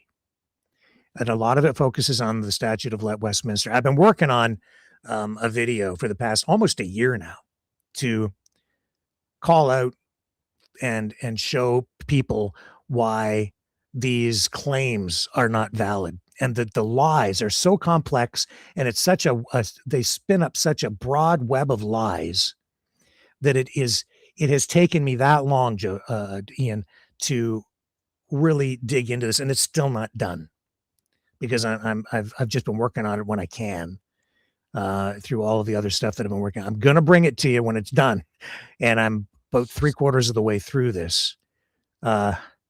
But I've learned so much, and I've just exposed for myself the evil that is at work here. the sinister plot that they have put into effect, that they're rolling out to take over our country. And a lot of it comes down to, look, there's this video, The Myth is Canada. That thing, they flooded the zone with lies so that they overwhelm you to the point where it's like seems to make sense, but it starts with one lie, and all the way through the damn thing, it's just one lie after another, begets another lie, begets another lie, begets another lie. It's a series, a constant, every paragraph in that bloody video is steeped in a lie. And then by the time you get to the end, it is so confusing that it's very convincing. It's gross what they're doing. I had that conversation with Major General Paul Vallely, who some people believe is, one of the key figures behind Q, which, and a lot of people believe that is a government psyop. I know kind of what it is. And he said to me, the whole key to this, he just said to me, is to convince people that their country isn't real, to convince Canadians. That's the objective. Tonight, I know that he's writing on his Substack about Cuba. As part of his information network that he's part of, they do advise President Trump. And the next target, because I know from him and from others who are posting things and the information that's flowing through the back channels that I have kind of tapped into, Cuba. So this isn't about drugs. This is about, it's about dominance. This is about taking things over. This is not freedom. Even though they spin it as such, that too is a lie. And Canada is not a communist hellhole. We have some socialism up here, but so what? That's a choice that voters make every time we go to the polls. That's something for Canadians to decide. Every country, every sovereign country, if you're free and you have democracy, and everybody gets at least a voice when it comes time to vote. I'm wondering how much has been rigged and how much Trump has rigged when it comes to all of these things. Because what I'm seeing now is complete, total authoritarianism, totalitarianism. You're going to do what we say and we're going to crack down on you, to the point where it has upended the global world order. It is a reset to the point now where you have leaders in countries around the world tonight and citizens worried about who's next. Well, I know it's probably Cuba is next. Maybe Colombia if that guy doesn't calm down a bit. But in Cuba tonight, you have leaders there making public speeches in defiance of the United States. And I would be very worried if I were them, because it's pretty clear to me that as part of this deal that has been made between Xi, Putin, Trump, and some others, but mostly them, Putin has given up Maduro. He vowed to protect that guy because Venezuela was an ally of Russia, but Russia isn't doing a thing. Not really. They gave him up in order to get whatever it is that they want. So there's something else coming on the other side. Interesting though tonight, just before I throw it over to you, just as an aside, the information war is foggy and it's steeped in lies. And that whole thing about the Ukrainians launching the drone attack to assassinate Putin over the past week, which I called out and said that's BS right from the very beginning, because it was just so clearly, it had all the earmarks of a Russian information propaganda campaign all over it in order to affect a political objective. Tonight, Trump is acknowledging that it didn't happen, even though he came out and said that Putin told him, and he's really angry about it, which legitimized it, turned it into something real for a lot of people. But and this is the dangerous part of the information war. That lie laced up its running shoes, ran around the world multiple times, and is still embedded in people's brains because of what Trump said to reinforce it as being truth. And the rebuttal, or at least the comment to walk that back, is not getting much attention. So as far as a lot of people are concerned, Ukraine tried to assassinate Putin, and they were wrong in doing it because that's what Trump said. And that's what Putin said, and therefore it must be true, when now Trump is coming out and saying everything that they've got shows that it isn't. So when it comes to Canada, here's the thing. As part of this whole, Canada isn't a legitimate country, and one of the reasons you're not a legitimate country is because you're being controlled by the UK, because you're still connected to the king. It's bull. That's bullshit. Excuse my language. The king serves the people. The king is not a corporation. Canada is not just a corporation. The king is a corporation soul, S-O-L-E. Like the monarchy. We're just attached actually to UK, but on a paper, a paper sign, and it's basically how can I put that? We're just a vessel, basically. No, we're not. No, we're a sovereign nation, and the king came here to read the throne speech, but those were not his words. He didn't write that. He doesn't make our laws. He signs them he gives them royal assent, provided it's his job to make sure that the proper democratic process was followed before he signs any legislation into law. But he doesn't come up with the laws. He doesn't propose laws. He doesn't decide whether it should or shouldn't be a law. He doesn't overrule. He has the ability to do it, but it's rarely ever been done in the entire history of the monarchy, because it's not his job. His job is to make sure the democratic process is followed, and that the will of the people is done. That's the king's job. That's all he does. And when he came to Canada to read the throne speech, which was also a message that was really directed at the United States because of Trump, that's why King Charles was asked to come. He was summoned.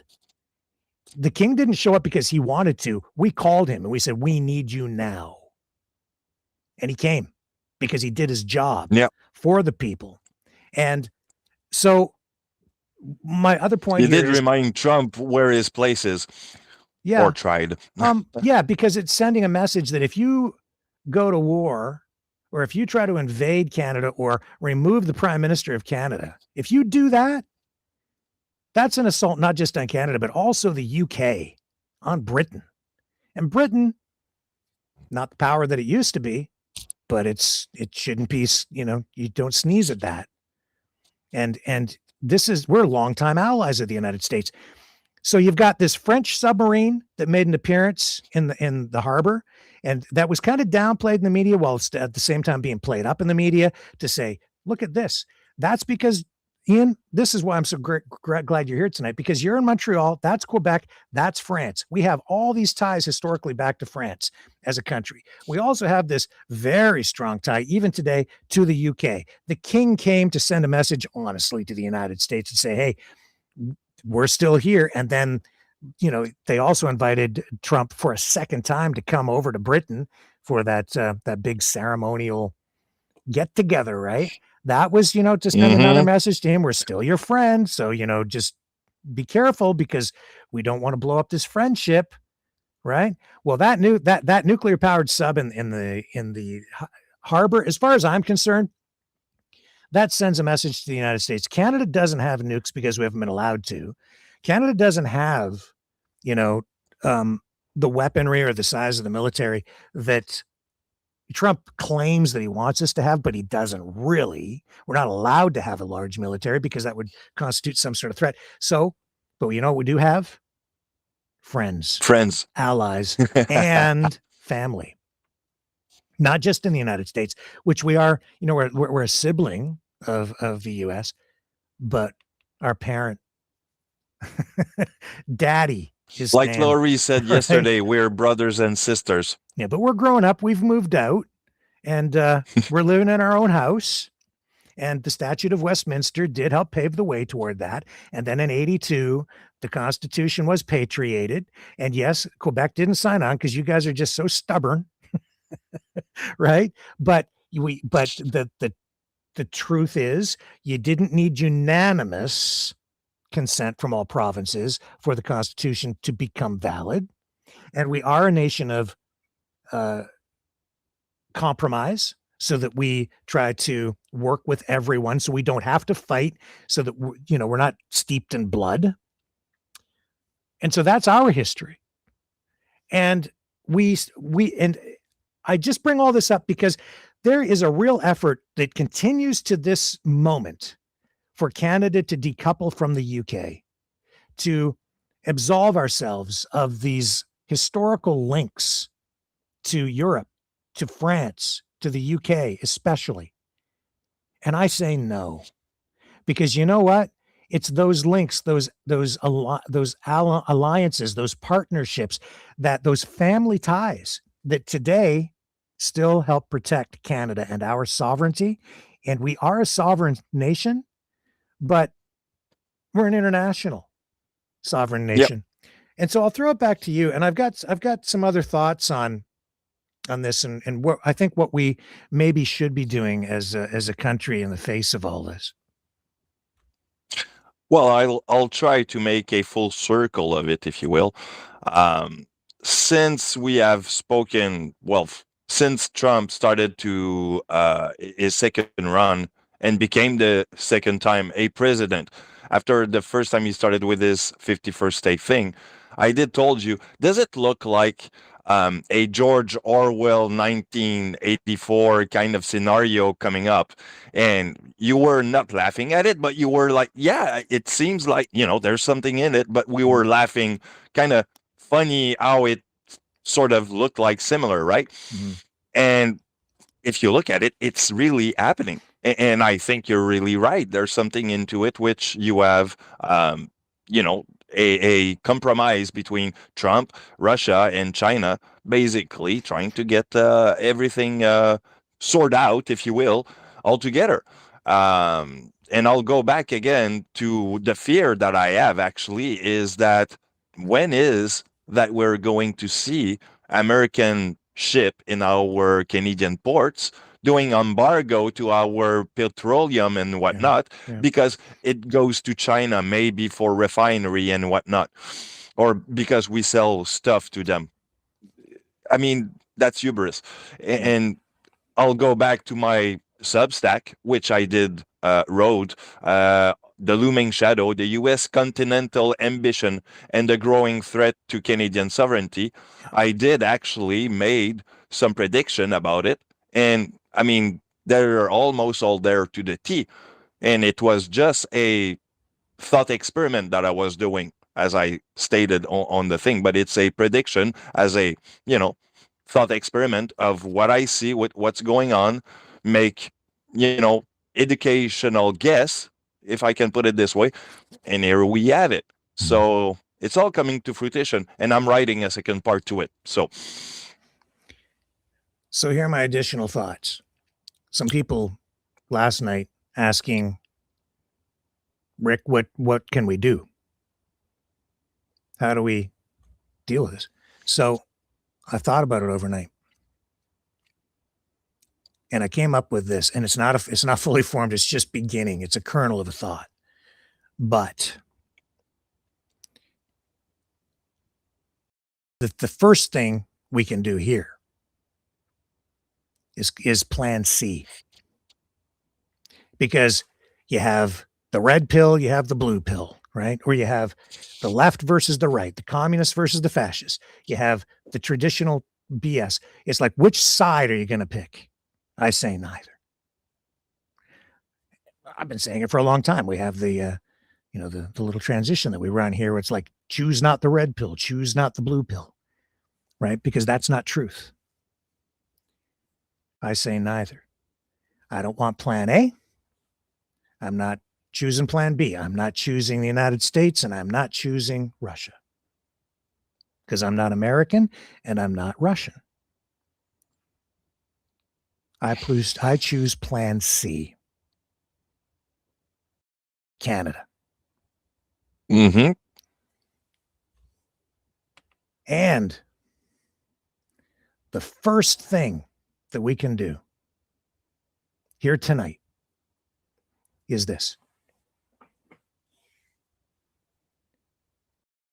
Don't call it the Gulf of America.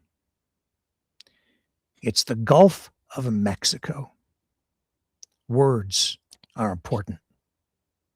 Yeah. You don't need a gun. You don't need a bomb. You know what you need? The truth. One man should not be allowed to decide the destiny of other nation states. One man shouldn't be able to simply claim the Gulf of Mexico, not just for America, but for himself, for his ego. It's the Gulf of Mexico. When I was in journalism school, one of the first things that I learned was that Associated Press had a style guide because words are important. And in the style guide, they would make reference to, or they would have a lot of different commonly used words and phrases that would pop up in the news. And they would provide definitions, and they would tell you how to use certain phrases or words.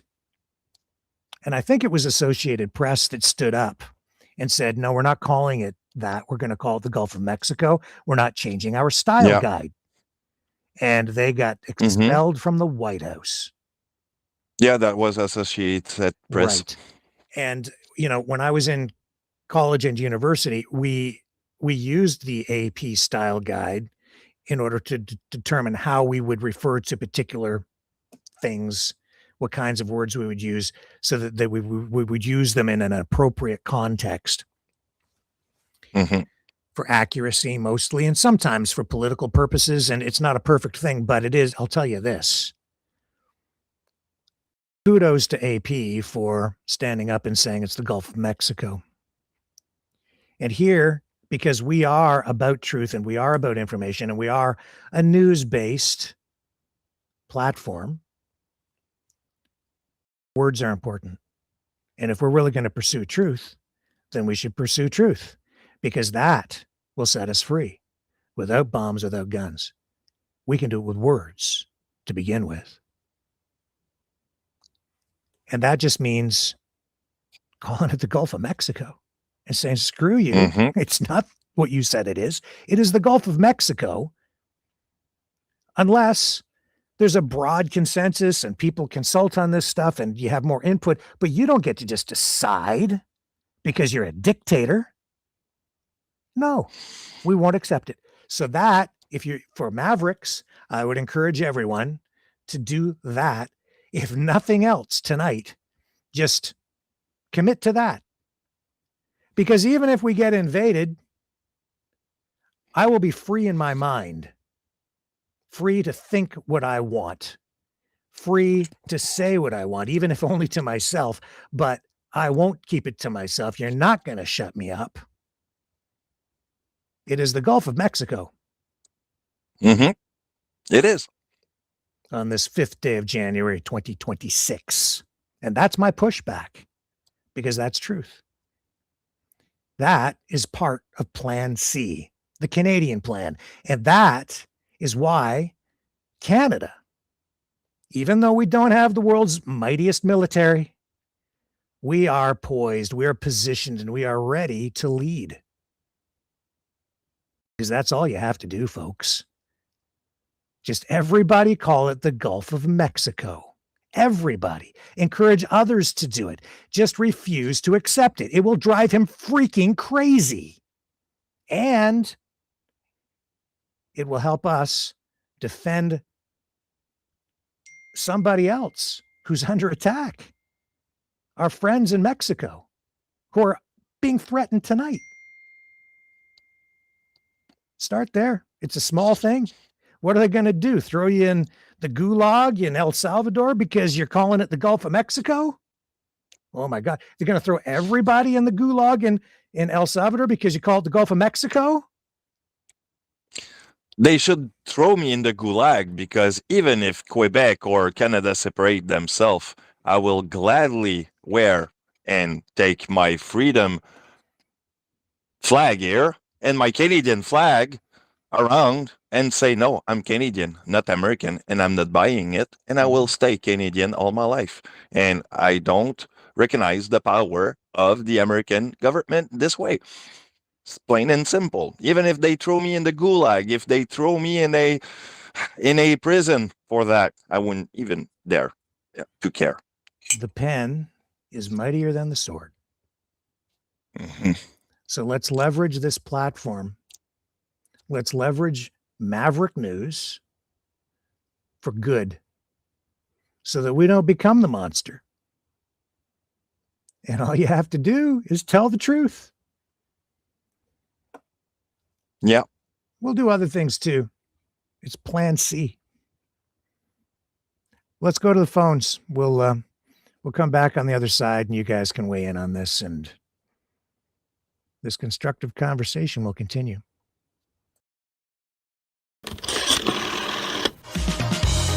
Okay, Mavericks, it's call-in time. Join the conversation. Call 1-647-734-4220. Then enter the PIN number 860-075-764, followed by the pound sign.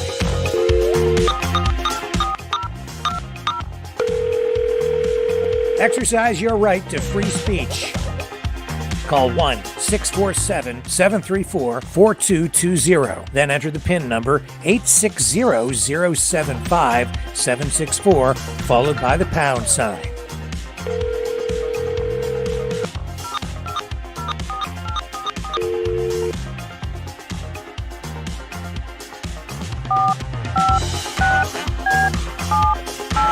Call 1-647-734-4220. Then enter the PIN number 860-075-764, followed by the pound sign. Maverick News. Call now. The world is watching and listening to you.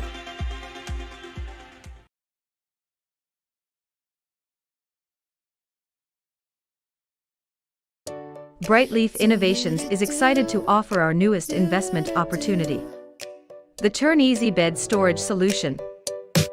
Turns with a touch, spins all the way around. Every little thing you need is easy to be found. No more clutter, no more mess on the floor. Just spin it, reach it, you don't search anymore. Turn Easy Bed, spin your world around. Storage made simple, the best you found. Shelves your way, keep the mess away. Charge it, store it, night or day.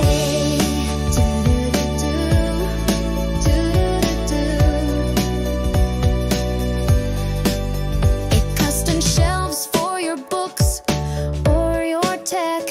Cozy space for your treasures to protect. Built-in power when you need to recharge. Smart design that makes your bedroom feel large. Turn Easy Bed, spin your world around. Storage made simple, the best you found. Shelves your way, keep the mess away. Charge it, store it, night or day. Designed and developed by Brightleaf Innovations. Proudly Canadian and patent pending in North America. Turn Easy Bed transforms how you live. To learn more about this innovative new product idea and exciting investment opportunity, call 519-784-0222 or visit brightleafinnovations.com. Okay, let's put the phone number up on the screen if you want to join the conversation. We're running a little later tonight than normal, and that's okay. Still time to Add your voice to the conversation. And there's the number right there on the screen. 1-647-734-4220. And when prompted, punch in that PIN number 860-075-764, followed by the number sign or pound sign or hashtag sign or whatever you want to call it. 1-647-734-4220. I'll leave that up on the bottom of the screen so that if you want to dial, you'll be able to refer to it right there. It'll be right in front of you. So what do you think of Plan C? Beautiful plan. And I would even add something to the plan. We allied ourselves the independence against America once and for all and tell them to, well, they can get their army where they want it because we're going to make our army bigger. And we're going to allow ourselves to have the right weapon if need. Because, well, so it's probably in the good interest of Canada. So you're saying we should arm up? Probably. It would probably give a little bit of scare to Mr. Trump, but that's just an idea. I don't think that's going to fly. I don't think that's a great idea, honestly, because we don't want to threaten them. And they are our friends. Nah. And I don't want to have a war, right? This is the crazy part of it. That's where the insanity comes. I want to avoid that. And that's why Plan C should be all about peace and just resisting lies. That's kind of where I'm coming down on it. Gonna look in the chat. Probably a good idea too that we keep the peace instead of arming ourselves. Probably my idea is not so good. Yeah, a lot more people will remain alive that way. Yeah, here's DC 123. Think free, people. Don't be manipulated. That's right. Tarface says, buy Canadian and Mexico. Skip buying the U.S. Yeah, I mean, don't get me wrong, man. I love the United States, but this is crazy stuff. This is off the wall. Yeah, I'm going to throw something to Lori. She said something along the way yesterday that she regretted that she did voted for Trump. Well, look, Lori, I love you a lot. And I don't have anything against you because you thought doing the right thing. You just did what you have to do. Basically, you used your democratic powers. You voted for the one that you thought doing the right job, but he stabbed you in the back. I cannot, have anything against you because of that. It's not your fault. Yeah. Yeah, I see ProImmune is like, I called in last night. Somebody else called in. No, you can call in. It's fine. Well, there's the number in the chat too. So I thought your call was really good last night, actually. And I was kind of sorry that it all ended as early as it did last night too. Yeah, a lot of people voted for Trump. I was buying in. I would have probably voted for Trump if I would have been American at the, on last election. Yeah. I would have probably done the same mistake. Yeah, I mean, I didn't get to vote for him. I'm not American, but I was very encouraged by a lot of the talk about, lower taxes, less regulation. And we were sort of getting that in Trump 1.0. And we got the USMCA under Trump in 1.0. Mm-hmm. We didn't go down the road to this extreme. And then he said it was the best deal ever. Now it's the worst deal ever. Something's gone haywire in the guy's brain. But all you got to do is call it the Gulf of Mexico, and the truth will set you free. Can't tell you what to think. Yeah. So call often, guys. We need your help. What else we got here? Tonight also, see, and this is all about the oil, because up in Alberta, the Premier, Danielle Smith, saying that all of this going on in Venezuela underscores the urgency to build oil pipelines in Canada to export Canadian oil to new markets. That being said, I'm nervous now, you see, because they've made it pretty clear they don't want that Venezuelan oil going to China or Russia or Iran or any adversarial country of the United States. So if we build a pipeline from Alberta to the BC coast and then start shipping it to China, what's the U.S. going to do under Trump? Oh, you can't sell oil to China. We don't want them to have it. It's ours.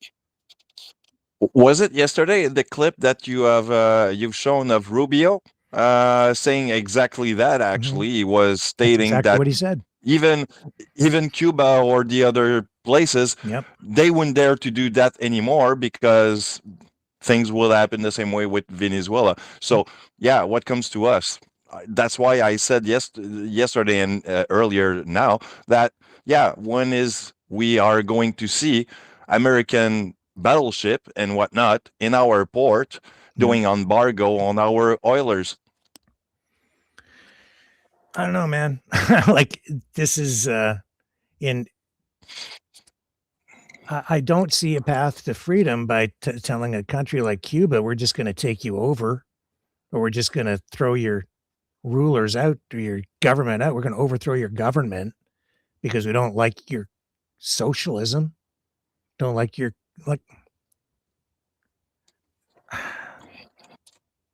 but this is, well, I've laid it out for everybody.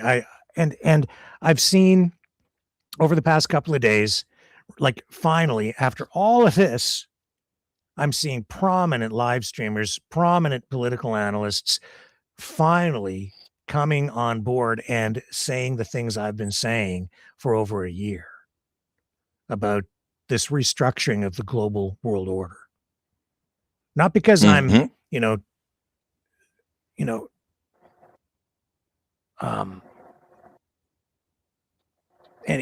I just kind of clued into it is what I'm saying. I'm not trying to toot my own horn here. I'm just like, finally, like we've got people seeing this in the same light. And so I'm grateful for that. I just don't know if we even have enough time, if there's any way to even respond to this at this point, because when he starts throwing the military muscle around, it leaves everybody in a corner, and there's no time to build, like you said, build up the military. How are you going to do that? You can't build up the military. You don't have time. This is going to happen over the next couple of years, maybe the next year and a half, because then it's re-election time. They get back into the election cycle. He's in a rush. I would suggest that you're in the ballpark with 1 year and a half and so on. That's about what I see. In less than a year, maybe we're going to see some embargo on Canada for some reason. And probably if not embargo, you're going to see more tariff and more extreme tariffs coming. Yeah. Well, we stretched this out kind of long tonight, so we went a little bit late. I think some of the viewers dropped off around the top of the hour. So I'll give it a minute or two longer, and then we're getting near the bottom of the hour to wrap things up. So I'll leave the phone lines open for a moment, but do you have any final thoughts you want to wrap up with here tonight? Well, yeah, I'm writing a second part of Looming Shadow, so I'll be working on that for the next weeks to come or the next days to come. So I don't know when that's gonna come out, but I still have to gather some information and whatnot. And on that, I also have a technocrat / corporatocracy coming too. So I'm writing on two different things at the same time. So there's a lot of bread to cut around here. And that's pretty much it. And I just hope that we're going to have a beautiful year, because right now things are not looking so good. Yeah. The thumbnail on that one live stream we did about a week ago was WTF 2025. What the F was 2025? And then we got the new year, and look at where we're at, and we're only 5 days in. Oh man, doesn't look good, does it? No, everything has started like in a shebang. So it's what is the year is gonna goes at a whole shebang thing. days after days after days, I think. Although, hey, man, like I'm watching some of these other live streams, and they're talking to people who are cheering this. They're like, yeah, this is awesome. And Joseph tonight, I just don't give a damn. I don't care. About that, I got something to say. That's the problem. There's two things here that I want to say. First, the don't care attitude, which is completely disrespectful, because if you don't care about Venezuela, you don't care about your friend in Canada. Yeah. You don't care that we're going to have some embargo or more than 25% tariff come in if we decide to sell oil to China or whoever you want it. Second thing, what I wanted to say is, I think I'm losing my train of thought here. The other thing is that, yeah, I think we're not in the right direction with that, and that attitude is stupid. And yeah, that's pretty much it. I wanted to say another thing, but I lost it in the moment, but it's okay. I'll get to it probably. Okay. Well, we're going to wrap it up here because it is near the bottom of the hour now. And I'm thinking Plan C. And you know what we're going to do with Plan C, Dragon? We're going to conquer the world. No, we're not going to conquer the whole with world. With kindness. We're going to lead. We're going to lead and lead by example, by doing the right things. It's not about left versus right. It's about doing the right things, the ethical things, the moral things. It's about getting people closer to the truth. And that starts with words. It's the Gulf of Mexico. Kindness, too. Kindness, it's yes. Kindness, too. That's right. Yeah, and people will follow that because people will get on board. Remember, guys, our beloved expression, Canadian will kill you with kindness. And it's true. That's right. And we're gonna, with Plan C, kick ass. So I'll see you guys tomorrow, 7 p.m. Eastern, on the flip side. And with that being said, here he is, Captain Ass Kicker. Kick ass.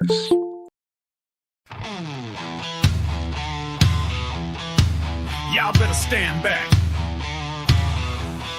He's laced up his boots, cracked open a cold one, and somebody's about to get C-A-K.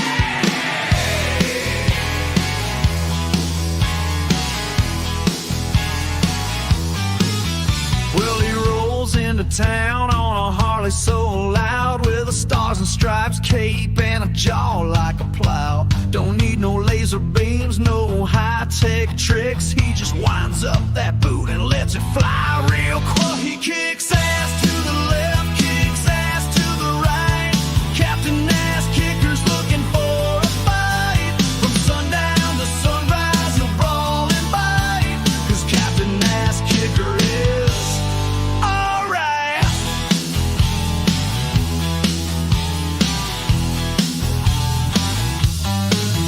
He's the outlaw hero of this one-horse town, putting punks in their place, laying bad guys down. Ain't no Cape Crusader wearing tights and blush, just a trucker hat and a boot full of hush. He kicks ass in the morning, kicks ass at night. C-A-K, don't care if you're wrong or right. You run your mouth, he's quick to ignite. Yeah, Captain Ass Kicker is dead right.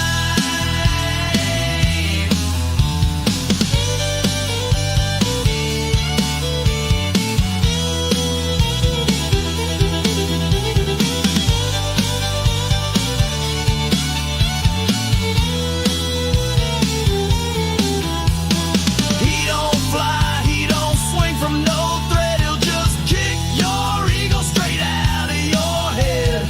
Justice don't come with a judge and a gavel. It comes with a boot and a trail of gravel. He's banned from 6 states and a Waffle House, but the people still cheer when he clears the louds. He don't play nice, don't read no scripts. He just cocked his foot. Oh, there it ripped! He kicks ass in the east, kicks ass in the west. C-A-K, don't sleep, he don't need rest. If there's trouble